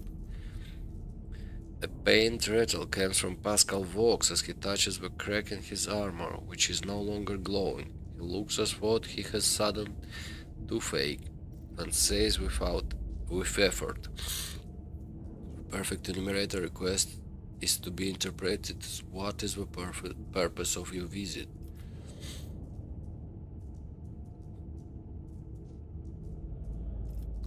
You know the answer yourself, Pascal. I've come to discontinue the cycle. Tech Shaman listens to the crackling that comes in response and opens his mouth to say something, only for Pascal to interrupt him in a tone of authority. The perfect enumerator has stated that he knows my name and is familiar with my power. He respects my mission and grants me a place within the crew chain of command. Your work here is done, binary interpreter. Pascal looks at you and adds with slight surprise. I remember this language now, or more precisely, this unit used to know it, and now it remembers having known it. Tech Priest turns toward the wall with sacred mechanism concealed inside, and says doubtfully, I'm registering an anomaly. The data exchange deviated from the standard registration procedure. A perfect enumerator was commanded to limit the number of people who have clearance to issue orders, including even high-ranking tech priests from other ships. It was tasked with defending the observatorium as it were under siege. Our mutual introduction rather resembled an exchange of secret passwords. Pascal, did you get a lot of damage? No, you're good. Okay, let's save. Apparently we did it good, right?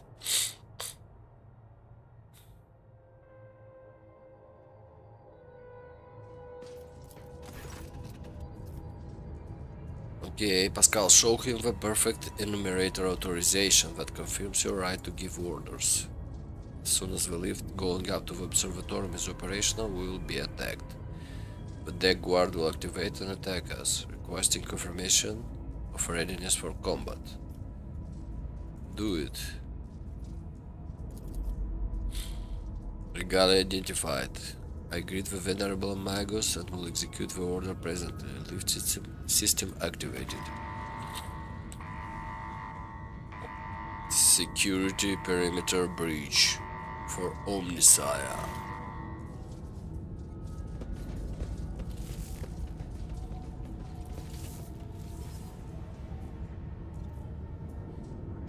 Your existence is naught but ashes. Surrender to the dark powers! Where are you all? A little bit too far, don't you think so?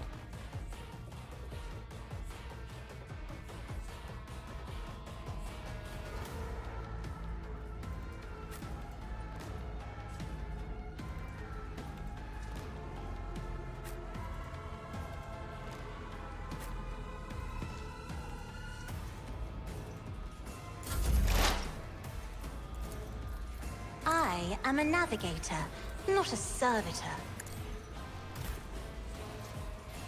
As the Emperor commands, I act.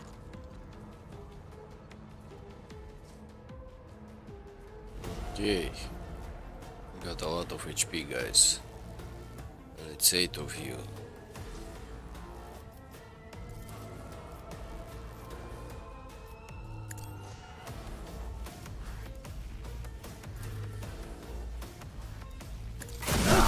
My Emperor! Thou is why I was chosen! I'll do it. Faith Almost got without him. deeds is worthless. As the Emperor commands, I act.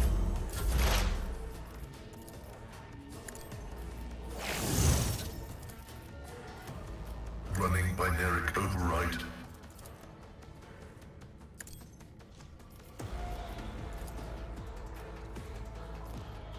Cogitation failed. Request denied.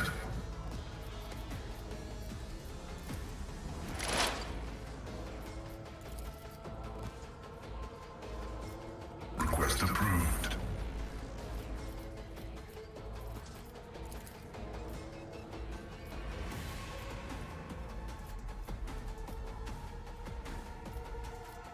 We don't see anyone.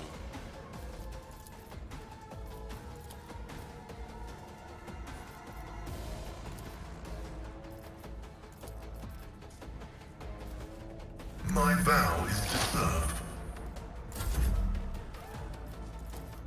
I'm not accustomed to being ordered around. If I may, isn't this a job for the serfs?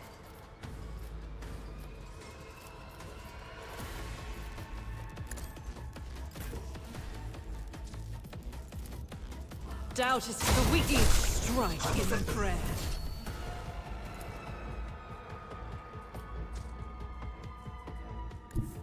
I will bathe this battlefield in righteous fury! They still cannot target anyone. Okay, let's go back.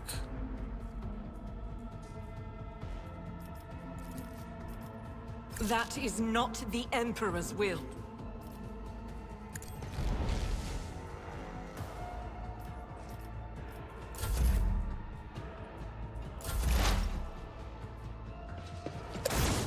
Laughable. Focus, Van Callox. Focus.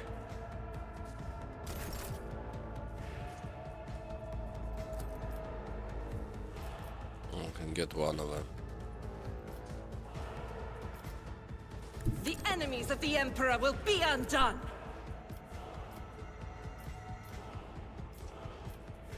Need to let them come closer, yeah?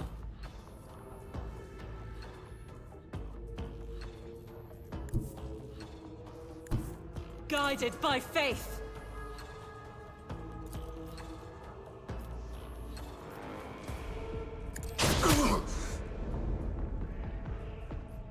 I will not! As the Emperor commands, I act. Faith has...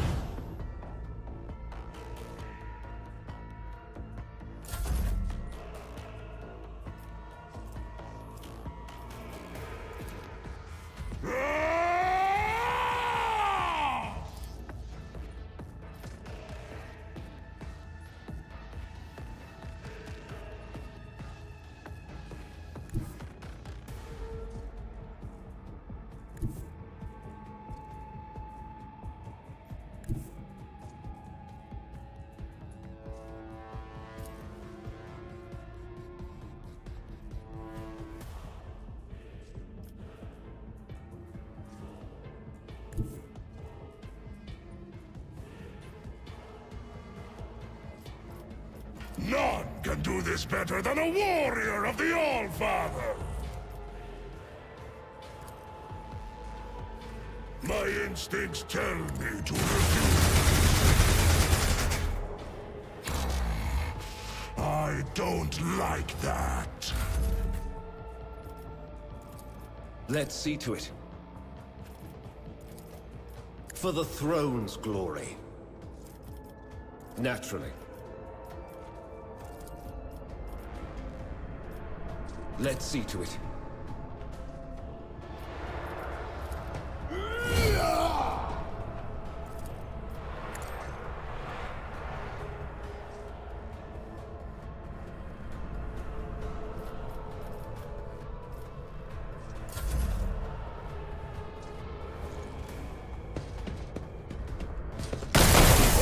Predator does not become prey! Purpose guides me. This is beneath me.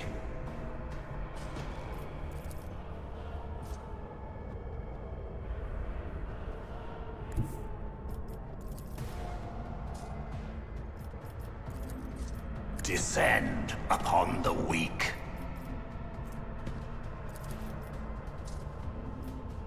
I will triumph.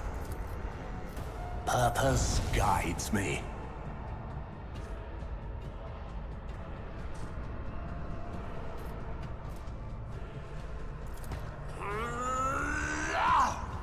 I will not stoop to this.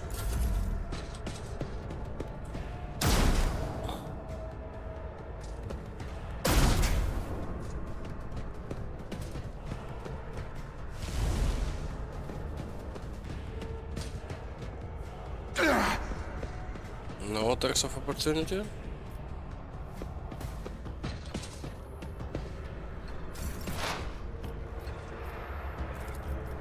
Request approved. My competencies are not that universal.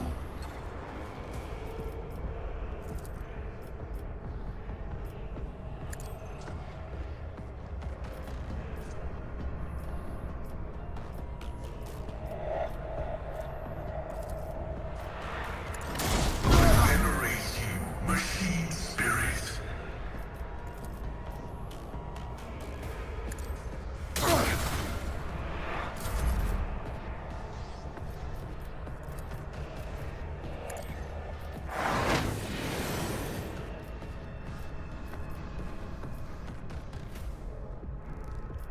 I am a navigator, not a servitor.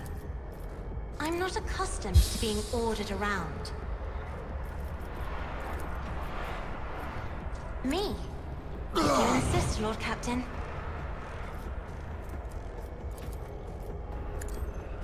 Here, Jenta, go back, please. I'll do it. As the Emperor commands, I act. Doubt is fizzled, eradicated.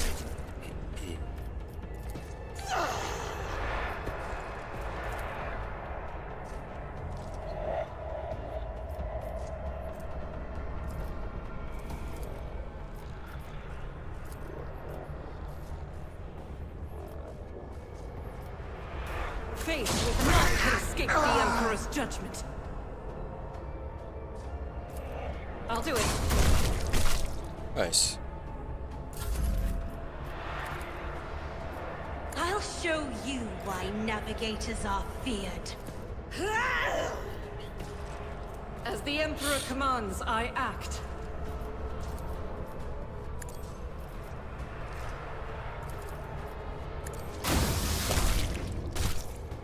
Doubt is for the weak.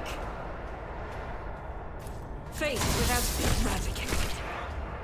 I refuse.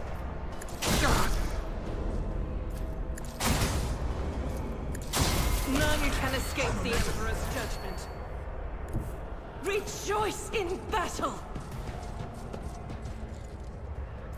As the Emperor... I'll do it. Okay. Managed to activate the elevator.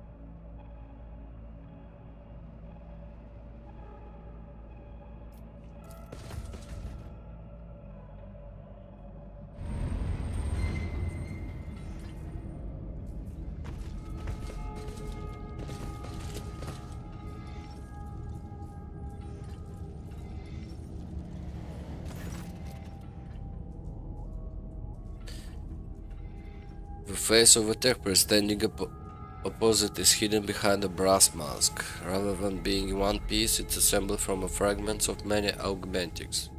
You had met this man before. He is called Brass Whisper, member of Lord Inquisitor Calcazar team. There you are, Tech Brother. Brass Whisper voice is raspy and punctuated. His gaze is turned toward Pascal. The salutary procedure will be performed, and the identification codes verified after the priority request has been executed. Tell me, where is the blessed... where the blessed Amarnath is? You still don't understand.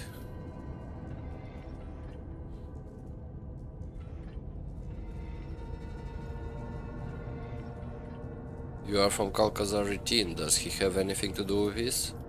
Marginally. He used to play a major part in this story. Not anymore. This meeting is held upon my initiative. Brings Whisper survives the Inquisition, soldiers and warriors of Omnissiah standing motionless. That said, I'm still under the protection of the Lord Inquisitor and the Cognizant Fleet. Keep that in mind.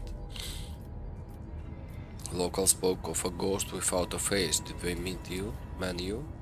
Response affirmative. In order to move the Hermetico out of a procession of the damned, we had to disturb the pitiful locals. What is going on here? We intended to discontinue the cycle. Is that not obvious? There is a note of sarcasm. Brace whispered crooked voice. Speak, or I'll rip your memories out along with the Ferrum Sanctum implanted in your brain. Pascal announced each word as he activates his drilling mechanism. What do you know of Amarnath? A hollow painted laughter from behind the brass mask is amplified by its echo. I know everything.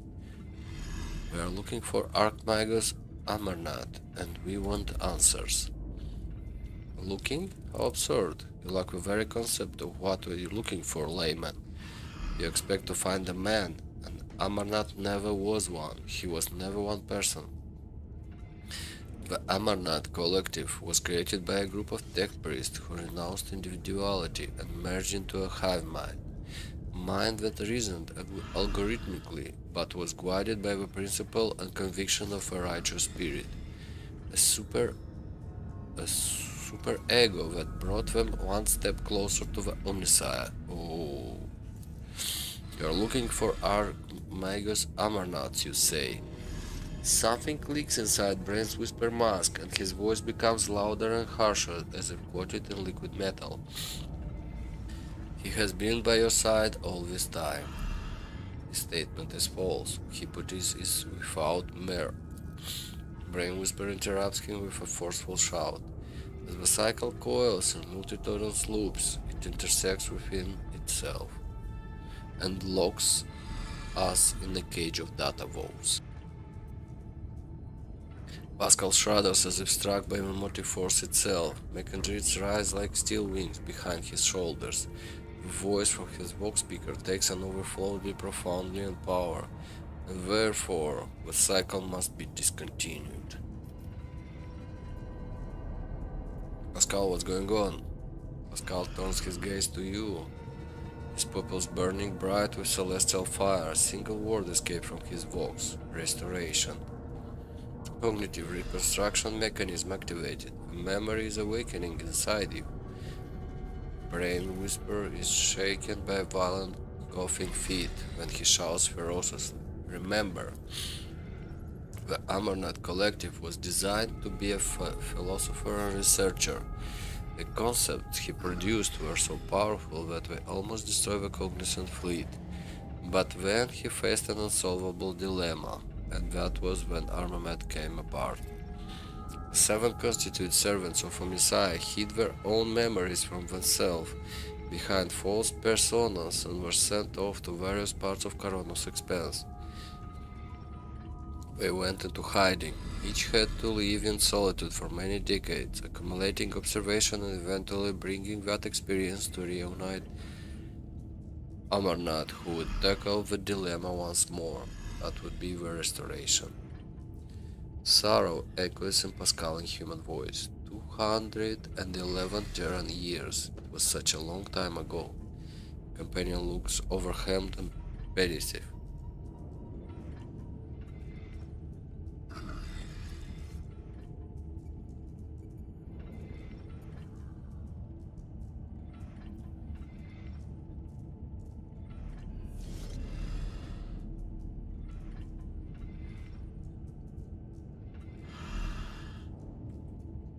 So the tech priests of the name Hanuman are parts of Amarnath? Yes, 6 metal K-notes. Demet's was paranoia. After the separation, he sensed that his memory was a web of lies. That feeling drove him to the depths of madness. Tarsus was fate, theory and unyielding. Axiomata was logic, unclouded by emotional value or value judgment. Abel was her good twin, imagination. He did not know his past, just like the others, but he felt more than they did. He was always different. That was why he was the first to get close to the restoration, one of the first. Pascal was judgment, moderator of cognitive process, the one who makes the decision. Pascal's voice rises to the vault of the observatorium and rumbles beneath it like thunder. And nihil, the brass mask starts to unlock with a hissing sound. The augmentics bend back, revealing a face disfigured by burns, a woman's face with a pair of darkly radiant, vibrant eyes. Skepticism, the one who doubts.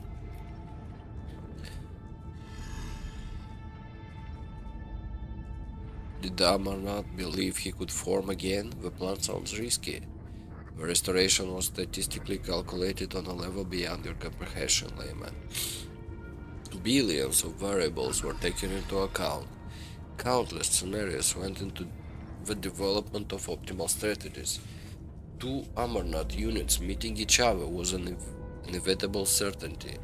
Matching identifiers were to be a spark that would start a chain reaction.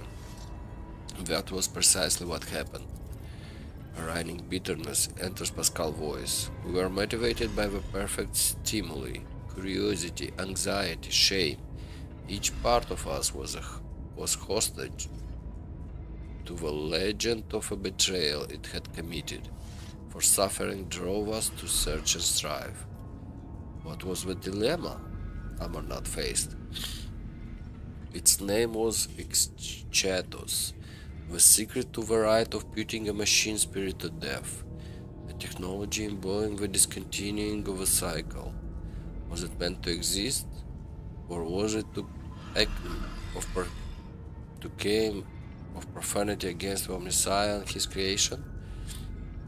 Pascal continues brain whisper speech in a lofty tone. Eschatos was the perfect weapon against creation of a Messiah that had been corrupted by enemies, but also against his faithful servants. Its spread could bring victory to the Imperium, or it could destroy it. Eschatos would spell the end of Adeptus Mechanicus, for it was the perfect answer to the power wielded by the cult of a machine god. Was it a blessing or a curse? There was no answer. Retraction was unacceptable, and so a way was found to shelve the issue. And I found the answer. Eschatos should not exist. We will correct our mistakes. What is Eschatos? Sounds like some kind of chips, yeah? Like Doritos or something. The power of machine negation, a spherical signal that interrupts any and all life created by Omniscient. Oh, like an EMP or something like that, yeah? On a higher level.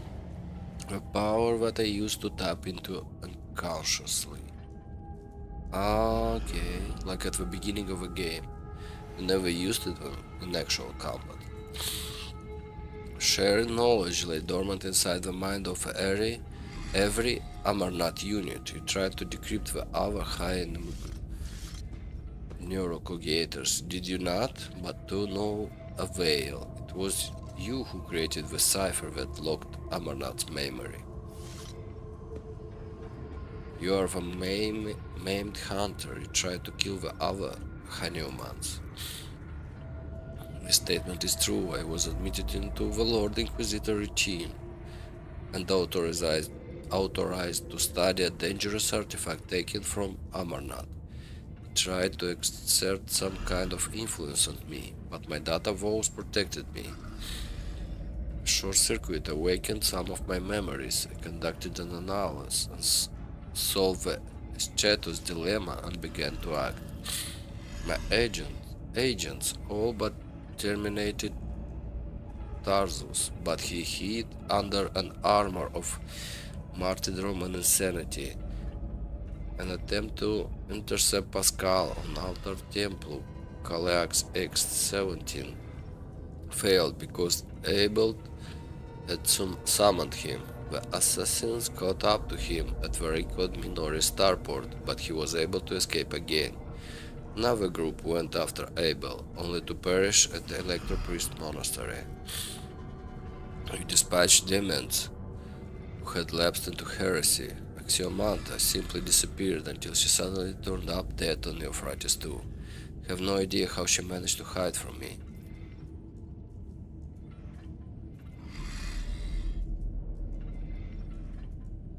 Idiot, Calcazar was harboring Axiomata the whole time. She was working for him. I am registering a lie. The Lord Inquisitor shared my conviction that Amaranth Legacy had to be destroyed. He was summoned to the Corona's expense by loyal members of Cognizant Fleet in order to dispose Amarnath. It was his troops that attacked the Hermetico in an attempt to obliterate our schismatic creation. So that was how you got on board the ship and into the observatorium, Nihil. Our traitors, tech comrades, gave Kalkazar the access codes to the breach. He gave them to you. He's not asking questions, he's passing judgment. You were deceived, sister. Kalkazar appropriated our work. He continued our research, no longer bound by Messiah canon. And you enabled him by destroying those who could return and reclaim his blooded prize. Lies, something you have not heard before, creeps into Nihil's voice, a note of fear. Betrayed your brothers and sisters, such an act is unforgivable. With a mixture of pain and pride, Braid Whisper replies, we'll choose the path of martyrdom. I merely help them reach the supreme goal at the end of that path. Her voice is imperiously metallic. Take, brother, I offer you the chance to yield peacefully to a fate that will please the Messiah. Do not resist your termination, and you will pass into oblivion as my friend and fellow believer. Pascal reply sweeps Nihil words away like a gust of wind. His optical visor turns a blinding blue. No, tech sister. Refraining from resistance was never our way. I'm an explorator, a connoisseur of knowledge. I have brought fire to 100 worlds. I have gleaned 1,000 secrets in the darkness. I'm an agent of unbridled will. I will not yield to oblivion, for oblivion itself fears me.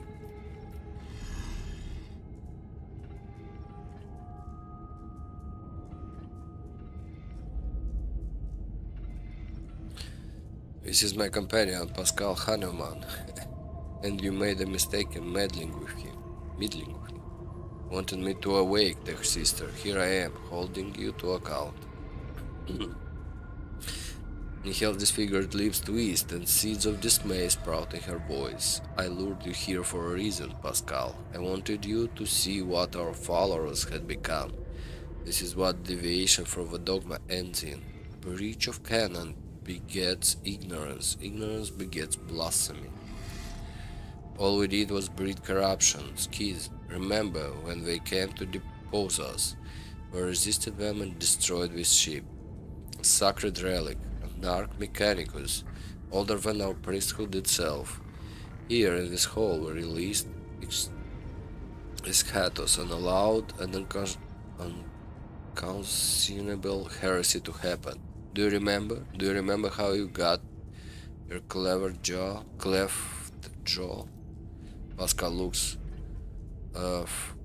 thoughtfully as he touches the crack running across his armored respirator. A green spark runs through the deep gasp left by an enemy weapon in the metal. And it sufficed for you to merely show up on the expanse again for the skin to rear its head once more. Cognizant fleet is already being torn apart by trivial war. Is this what we wanted? Let us finish this. Let us discontinue the cycle.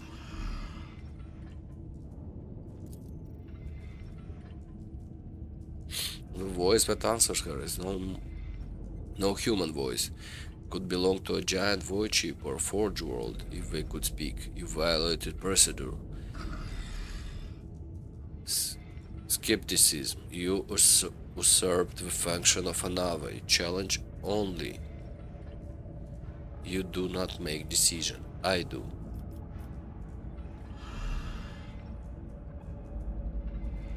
You are right, Pascal. You are the decision maker. Pascal extends the McIntyre towards Nihil and pronounces, Dear sister, my judgment of you and your action is one of condemnation. Tampering with procedure is unacceptable. Sabotaging the experiment is apostasy. For your betrayal, your vital function will be terminated in the name of Messiah of discontinuing. A greenish pulse of energy is born inside Pascal, augmenting and darts toward Nihil like a furious lightning bolt.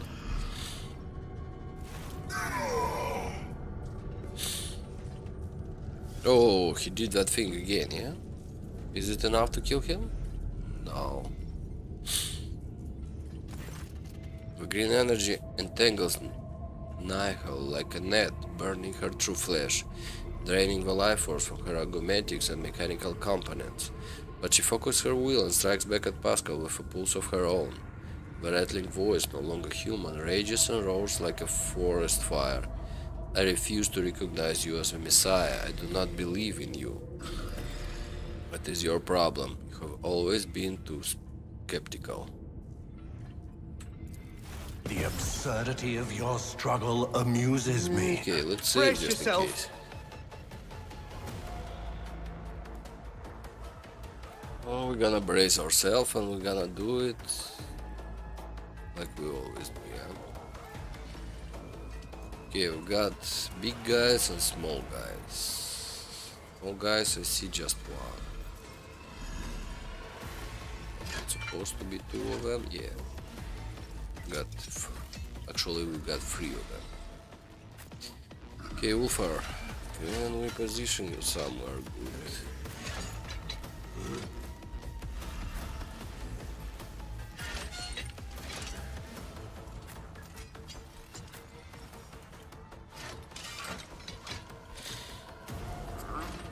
Nihil, what can you do? Oh, you got a flamethrower. I don't like flamethrower.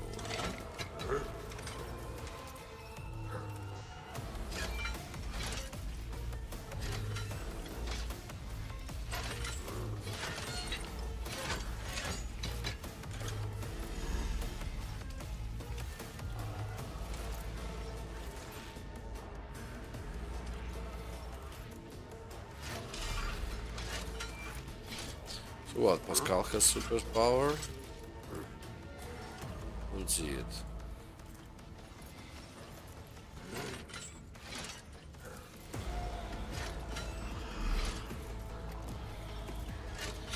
Okay, let's try this. Isn't this a job for the serfs?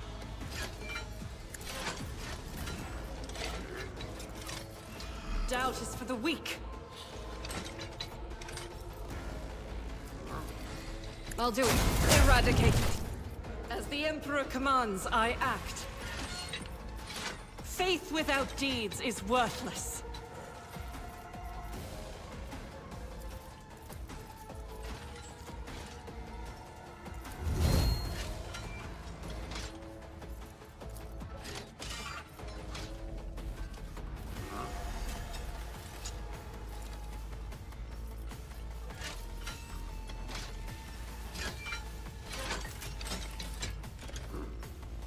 I'll do it. This is why I was chosen.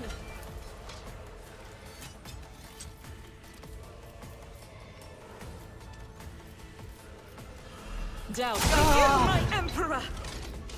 I'll do it.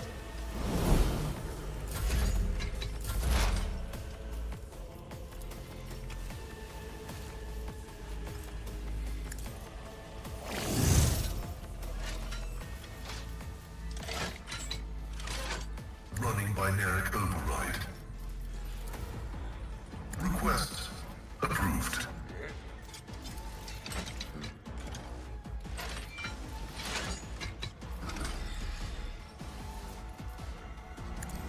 A bit lower. My vow is to serve. Let's get some defense.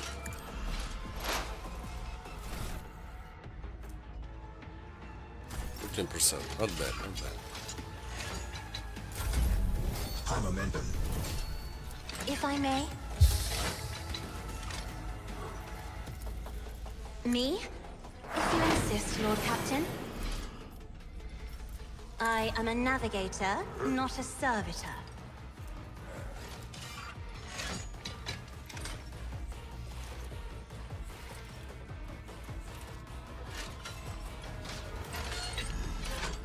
Oh, I have a dilemma. Yeah, I give her an extra turn, she kills stuff, or I give her Finest Hour, then I give her.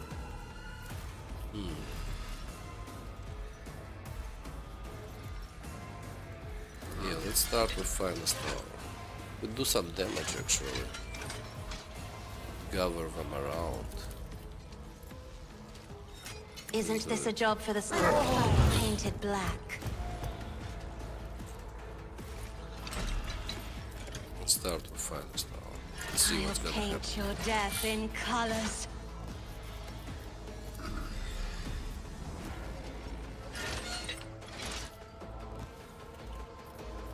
As the Emperor commands, I act. Okay. I'll do it.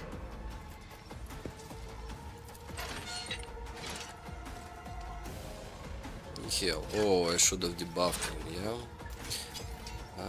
Let's kill him first. As the Emperor commands, I act. You, my Emperor! Doubt my faith shields me! Oh, he healed himself. It's a little bit unpleasant.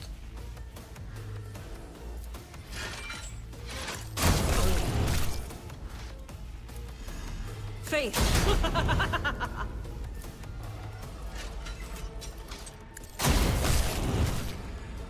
I'll do it.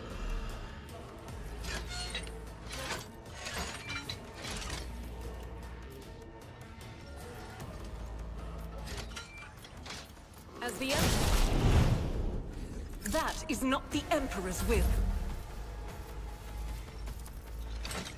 I'm not accustomed to being ordered around.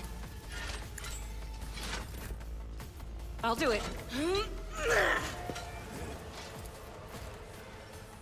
As the Emperor commands, I act. I'll do it. Doubt is for the weak. I'll do it.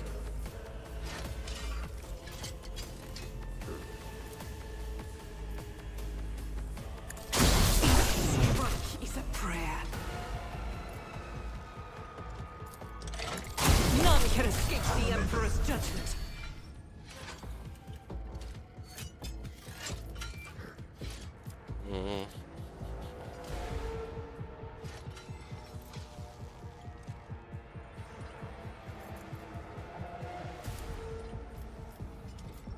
As the... I'll do it. Each strike is a prayer. I am his will made manifest. As the none can escape the Emperor's judgment. I will not. Doubt is for the weak. I'll do it.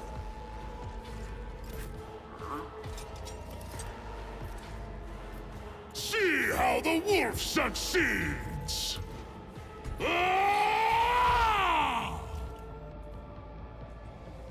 Give this task to someone lesser.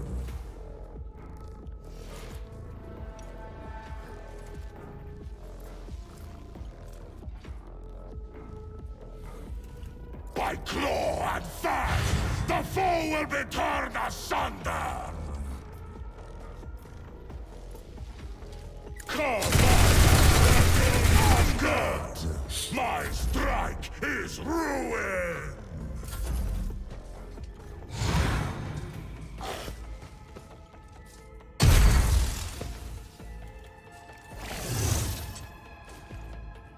Okay.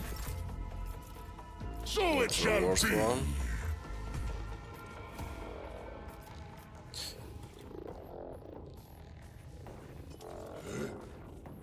Let's kill these guys here.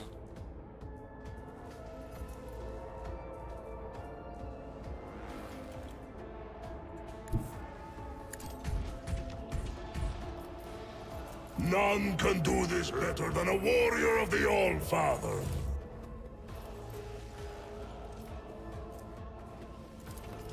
Ah! So I will come out of your bones. Cubs play. Disgrace. Wolves reign.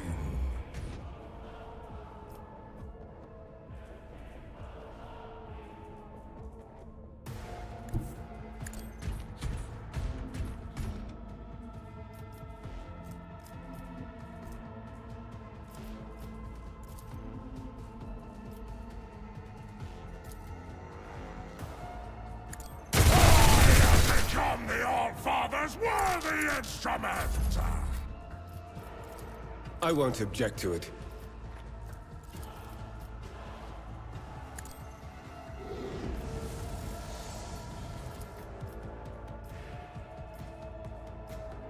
For the throne's glory.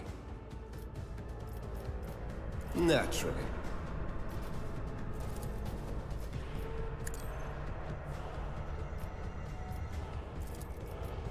But of course, Lord Captain. I won't object to it.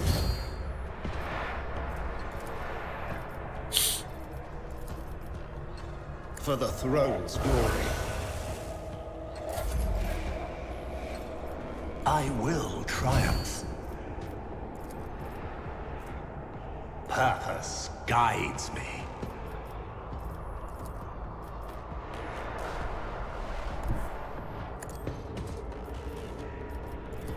I need no guidance. I will accept my offering. Faith without deeds is Time worthless. to die. Second time. I'll do it. Each strike is a prayer. Well, oh no, he's doing something.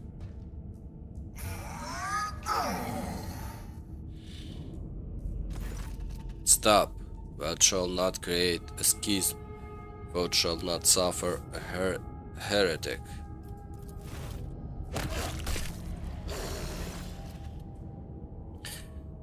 Like a hand of deity, the Mechandrit extends over Nihil, laying convulsing on the deck. I did not want this, dear sister, but the procedure must be completed. Farewell. His claw carefully removes a mangled, soot-covered neural cogator from Brain's whisper head. Tech Priest shudders, and peace descends over her disfigured face. Take a look at Pascal. Tech Priest looks the same as before, yet different. His morbid aura of martyrdom has given way to a calm and powerful halo of purposefulness. His Mechandrits move with the grace of an inscrutable dance. The scars left by loss and doubt have turned into dark threads on a radiant body confined in its next step. His voice, a voice born in the nuclear font of a star and hardened in the cold of interplanetary void. Bout of the Messiah of Discontinuing. Pascal remains motionlessly. Only a short binary aria comes from his vox. You feel oddly confident that your gesture of respect has been appreciated and received favorably. A voice from the vox is like the tolling of bells summoning a host of angels. I declare the period of ignorance over and will resume execution of a general algorithm. Integrity has been rehabilitated to a satisfactory degree. Memory access has been restored. I remember everything. Pascal turns to you and gives you a long look brimming with quiet elation. Are you Amaranth?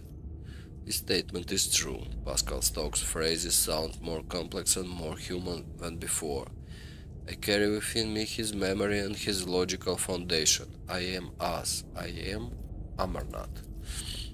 Thank you for the path you have walked. As Pascal bowed, his thin shoulders seems to take an eternity to descend from the heights his mind has soared to. And I am sorry about what happened to Fyodora. Did you know Fyodora? We were allies. She entrusted me with studying a trophy she had obtained. The voice from the Vox grows quiet and hoarse, as thought coming from a distant past. We, Amarnath, discovered the basic ways of communicating with it. We developed a weapons-grade strain of tech blight for her. It terrified me, so I developed its antidote, Eschatos, a concept for the ultimate interrupter of machine life. It was why every one of our shards was located so close to you and to Von Valentius' domain. We were counting on her finding us and extending us her aid and protection. What are you, or what were you? A higher form of intelligence, a collective of computational tools freed from the limitation of individualism and the aberrations that stem from having a distinct personality. At the same time, a collective bound by a single set of principles that are of equal importance to all, being pure of faith in the Omnissiah and acting for the benefit of humanity. We're different. Each one of us considered the prospect of such an experiment, but I was the first to gain the resolve to attempt it. Nihal joined the project to effect control over it. She regarded the experiment as dangerously close to a blasphemous act of creation. The conclave had ordered her to end my research, but she became convinced of the possibility of its success. Nihil reinforced our union with the prudence of Demet, a meticulous and reserved auditor, a dagger seeker. I straightened our genius with the fiery faith of a warrior Tarsus, in order to banish the shadows of false ideas. Axiomanta, who teetered on the brink of becoming a Malotech, was chosen by us for her loyalty to ruthless logic and her cold scrutiny, or indeed dissection of our theories. Abel, our quiet genius, the caged genius of imagination, the abstract artist of code, his talent completed the collective and made it a whole.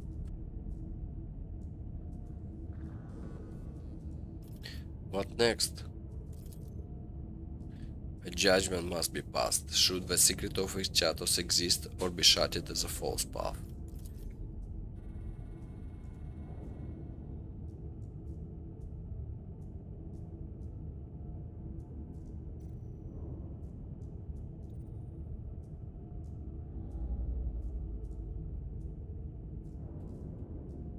And should I exist? Oh, okay.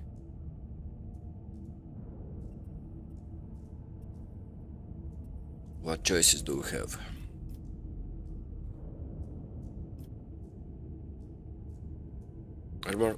Amarnath was a union of six tech priests. All but a few of them are dead now. How does Amarnath still exist? Everything Amarnath was at the moment of disconnection has now awoken in my mind. We are at the point where we stopped, but the Amarnath Collective was envisioned as a dynamic structure. We need new minds. The collective can be replenished with worthy minds from among those aboard the Hermetico. Sincerity is present in their motives and faith. They are intuitively capable of comprehending the notion of discontinuing the cycle. Our collective memory can compensate for their lack of knowledge and memory overrides. Restoration is possible.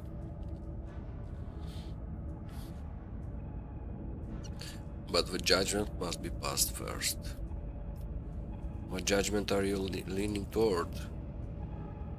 We have seen many things over the decades. We have seen the true corruption, the distortion of design, Kiva Gamma, Euphrates II. The planets of Xenos passed into oblivion. Our own crimes. The darkness grows. There must be a fire to burn it away. I'm leaning toward the idea that a sketches is necessary, that Amarnath is necessary, that the cycle must be discontinued. What will the destruction of Sketos mean for you? A shower of spark burst from the power unit of Pascal's shoulders, burning holes in his sacred hood. An act of self-sacrifice. I will destroy the data concerning this technology and the methods of reproducing it. I will burn it out of my neural circuits, along with everything that led to its creation. Amarnath will be no more, only a damaged and incomplete shard of him will remain, Pascal Hahnemann.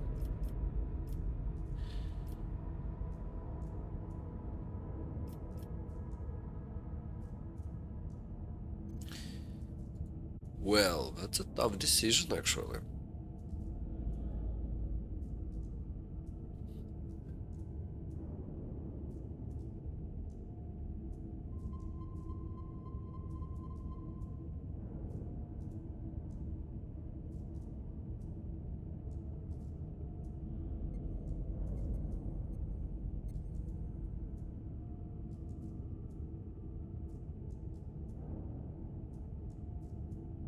Uh, what should we do here? Let's keep Amarnath.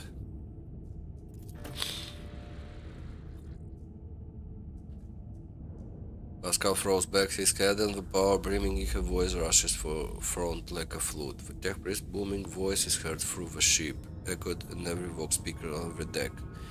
I peered into the vortex of time and saw dark omens. I saw my tech comrades and I were trapped in the cycle, spiraling toward nothingness.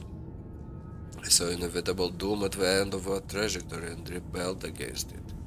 In accordance with Machine God commandment, I have crafted a tool with which to implement my design. In accordance with his commandment, I have developed a plan and analyzed it. Now I will act. By my power as an Archmagus, I hereby effect a restoration and revive the Amarnath Collective. Servants of Omnissiah need a Messiah who will discontinue their cycle, and I will be the Messiah. I am him. Okay.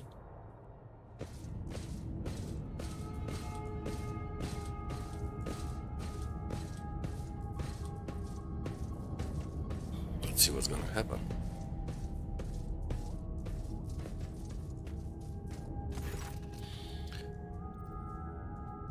The Axan tribesfolk, the ignorant fosterlings of the Omnissiah, slip into the observatorium hall like silent shadows. Led by an intuitive grasp of the significance of a moment, they automatically gather in a circle, heeding Pascal's summons, or perhaps at this point someone else.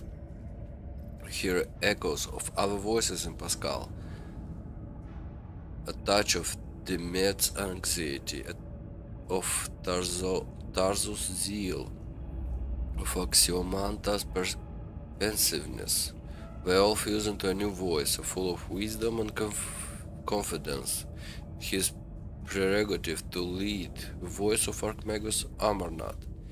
And this voice take hold of the lips of your companions, new brothers and sisters. The ancient Tick priest turns his gaze toward you and says with gravitas, let the cycle be discontinued.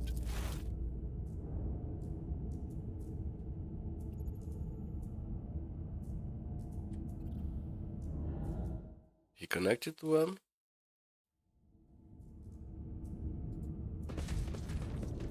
Oh, okay.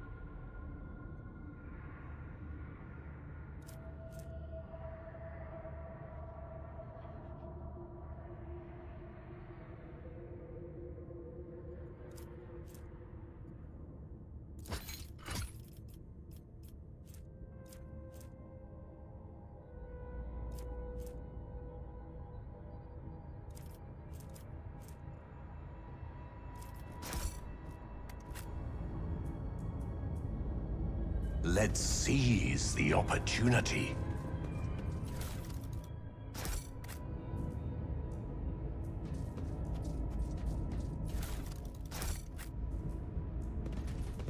Starting to get quite the good stuff. Embrace true power.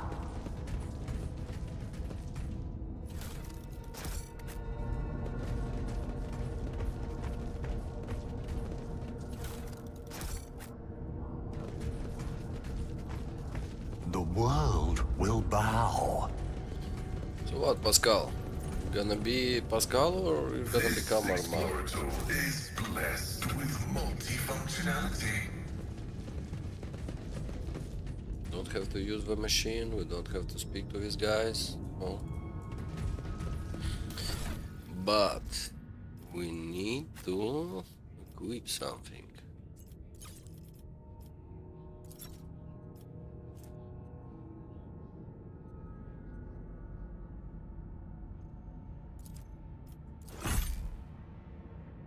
Okay, got a new axe. I'm happy for you. This is a pistol. This is a plasma pistol. No, thank you.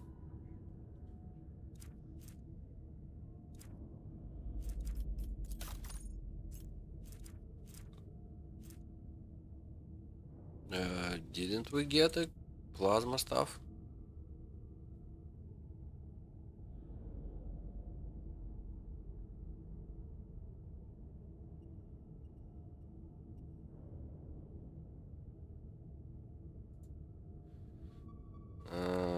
No.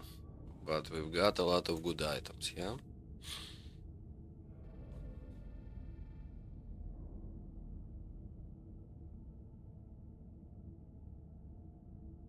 North enemy deflection deals additional damage.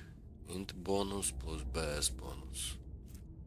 7 plus 8. Multiplied by 2. It's a lot of bonus damage.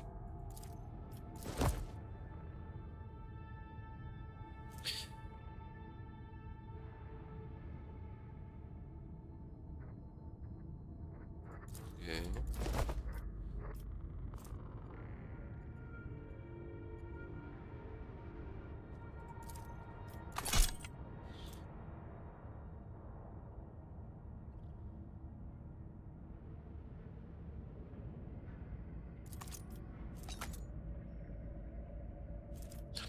This is a perfect upgrade for you. Look at him. Look at his axe.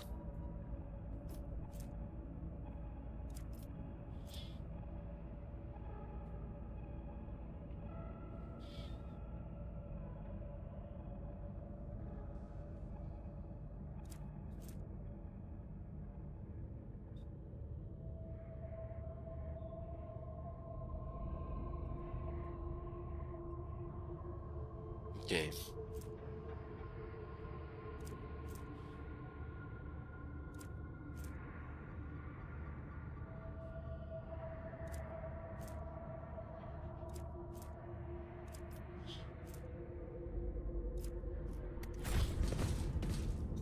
And we're good, apparently.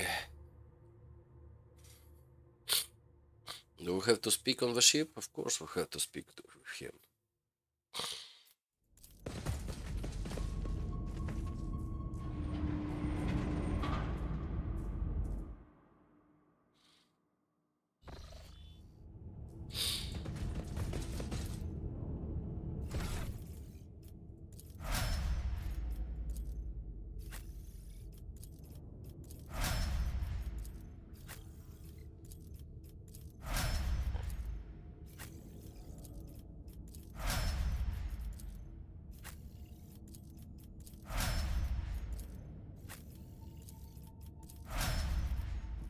Nice. More The action world coins. trembles beneath my feet.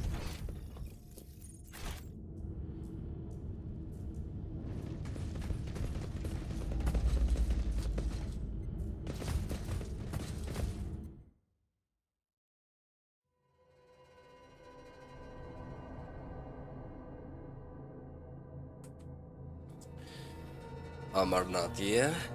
Your Lordship, we are observing a large squadron of Adeptus Mechanicus forces. Many of the ships are badly damaged. Ship identified as Von Valesius Dynasty. You are being held by the representative of Exploratory Cognizant Fleet. Is the statement that the Messiah considered fallen has come back true? Is the statement that the cycle will be discontinued true?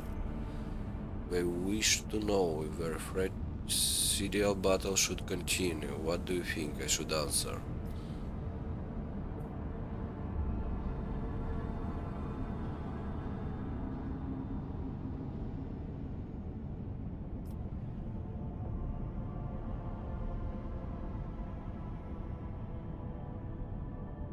You asking me? You are the smartest guy alive, no?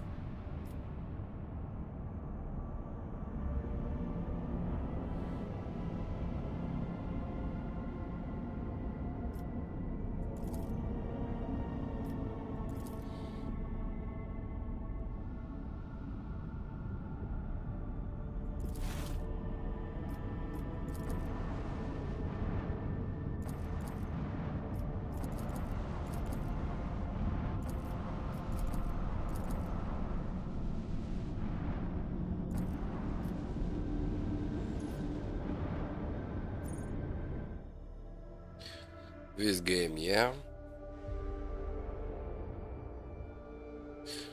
It's a cool one. Cool story for Pascal. But it was, how do you say it? I could predict it. Because after he encountered like a few of his copies or, I don't know, collectives, you already could guess he's part of something like this. Well, we saw the end of it. Now, let's see. Return to the ship, await word from Argenta. We've done that. Okay, we need to go to demand answers from Calcazar.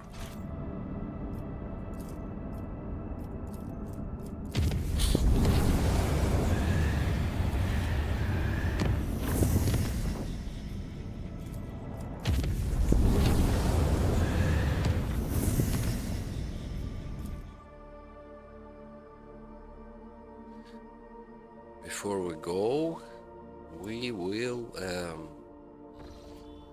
talk to our guys, yeah.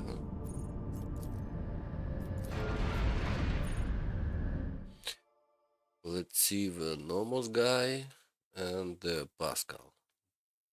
What kind of information they can give us.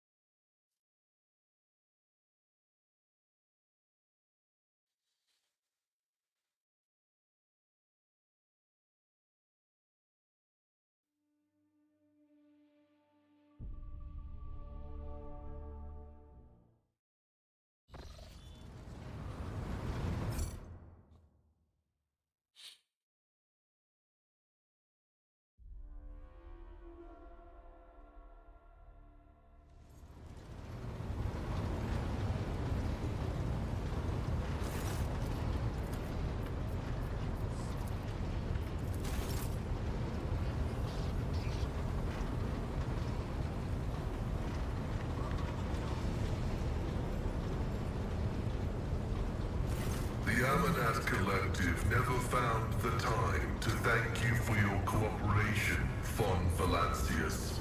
The part you played in achieving the restoration will not be forgotten. What are you now? Still human or not anymore? I am the Messiah of discontinuing. I am the computing power of 6 righteous souls. Yet I am more than that. Much like a human is more than the sum of their organs. As to whether I am human, I doubt it. I am a data spirit, an incarnation of the answer to the question we pose to the Omnissiah. However, the person you knew will forever remain at the core of my system. I agree to you, Messiah. We are no strangers to each other. We are fighting the same fight and have been through a great deal together. None of what we have achieved has been forgotten. What are you going to do now? Serve the Omnissiah. The cycle of our lives has been worn down for too long, and I will initiate its renewal. It will be a time of great suffering and great sacrifice, but thus commands the analysis. The cognizance fleet is ready to bear the good tidings to the Imperium. But first, I will make good on my obligations towards you. When your enemies have been vanquished, I will part ways with you. But no sooner. Such has been the judgment of the component of mine, once known as Pascal. What you did to yourself, was it worth it? All of it was worth it. It is the greatest honor to be the one upon whom the Omnissiah has bestowed his gift. It is the greatest heresy to reject it and allow it to sink into oblivion. Was I afraid? I was. Have I missed the past and my mortal thoughts? I have. Self-sacrifice in the name of divinity must be agonizingly painful, for no catharsis is possible without pain, and no apotheosis is genuine without loss. Forgive me for not being able to put it in any simpler terms, much as I would like to. This is something one must experience in order to comprehend it. My assessment of them was correct. Ignorance was remedied. Purity and loyalty were raised to an absolute degree. Castes the Doubter gave us his skepticism. Lycurt the Spirit Talker, his unflinching faith. Logic and paranoia had no names in their past lives, but their minds are sharp and singular. Finding a mind that could replace Abel's was the hardest of all. However, a young woman was found on the lower decks of the Hermetico, whose imagination completed our collective. Her name, you will appreciate fate's subtlety here. Her name was Nihel. How cool is that, yeah? Wasn't very simple way to achieve your goal? If I could show you the web of cause and effect that permeates the world, you would understand. Its threads are so numerous and so densely intertwined that they give density to the very reality around us, and analyzing them is an intricate process indeed. During my great meditation, a statistical ability was revealed to me, which led to this moment in time, and I followed it. As you can see, it has worked. I think you realize yourself that nothing was accidental, especially not our meeting. If I had chosen differently, if I had simplified my way of thinking, who knows at what moment the thread of possibilities would have taken a turn for the dark spaces of the undesirable. Then I will return to my meditation. The Amanat Collective never found the time to thank you for your cooperation. May your Cool. I don't like we are kneeling all the time, but let's hope the start of the game will fix that. So this is it. This is the story of Pascal, or Amarnath. Not a bad story, actually. 400 years he was separated and cast into oblivion. Can we talk to these guys now?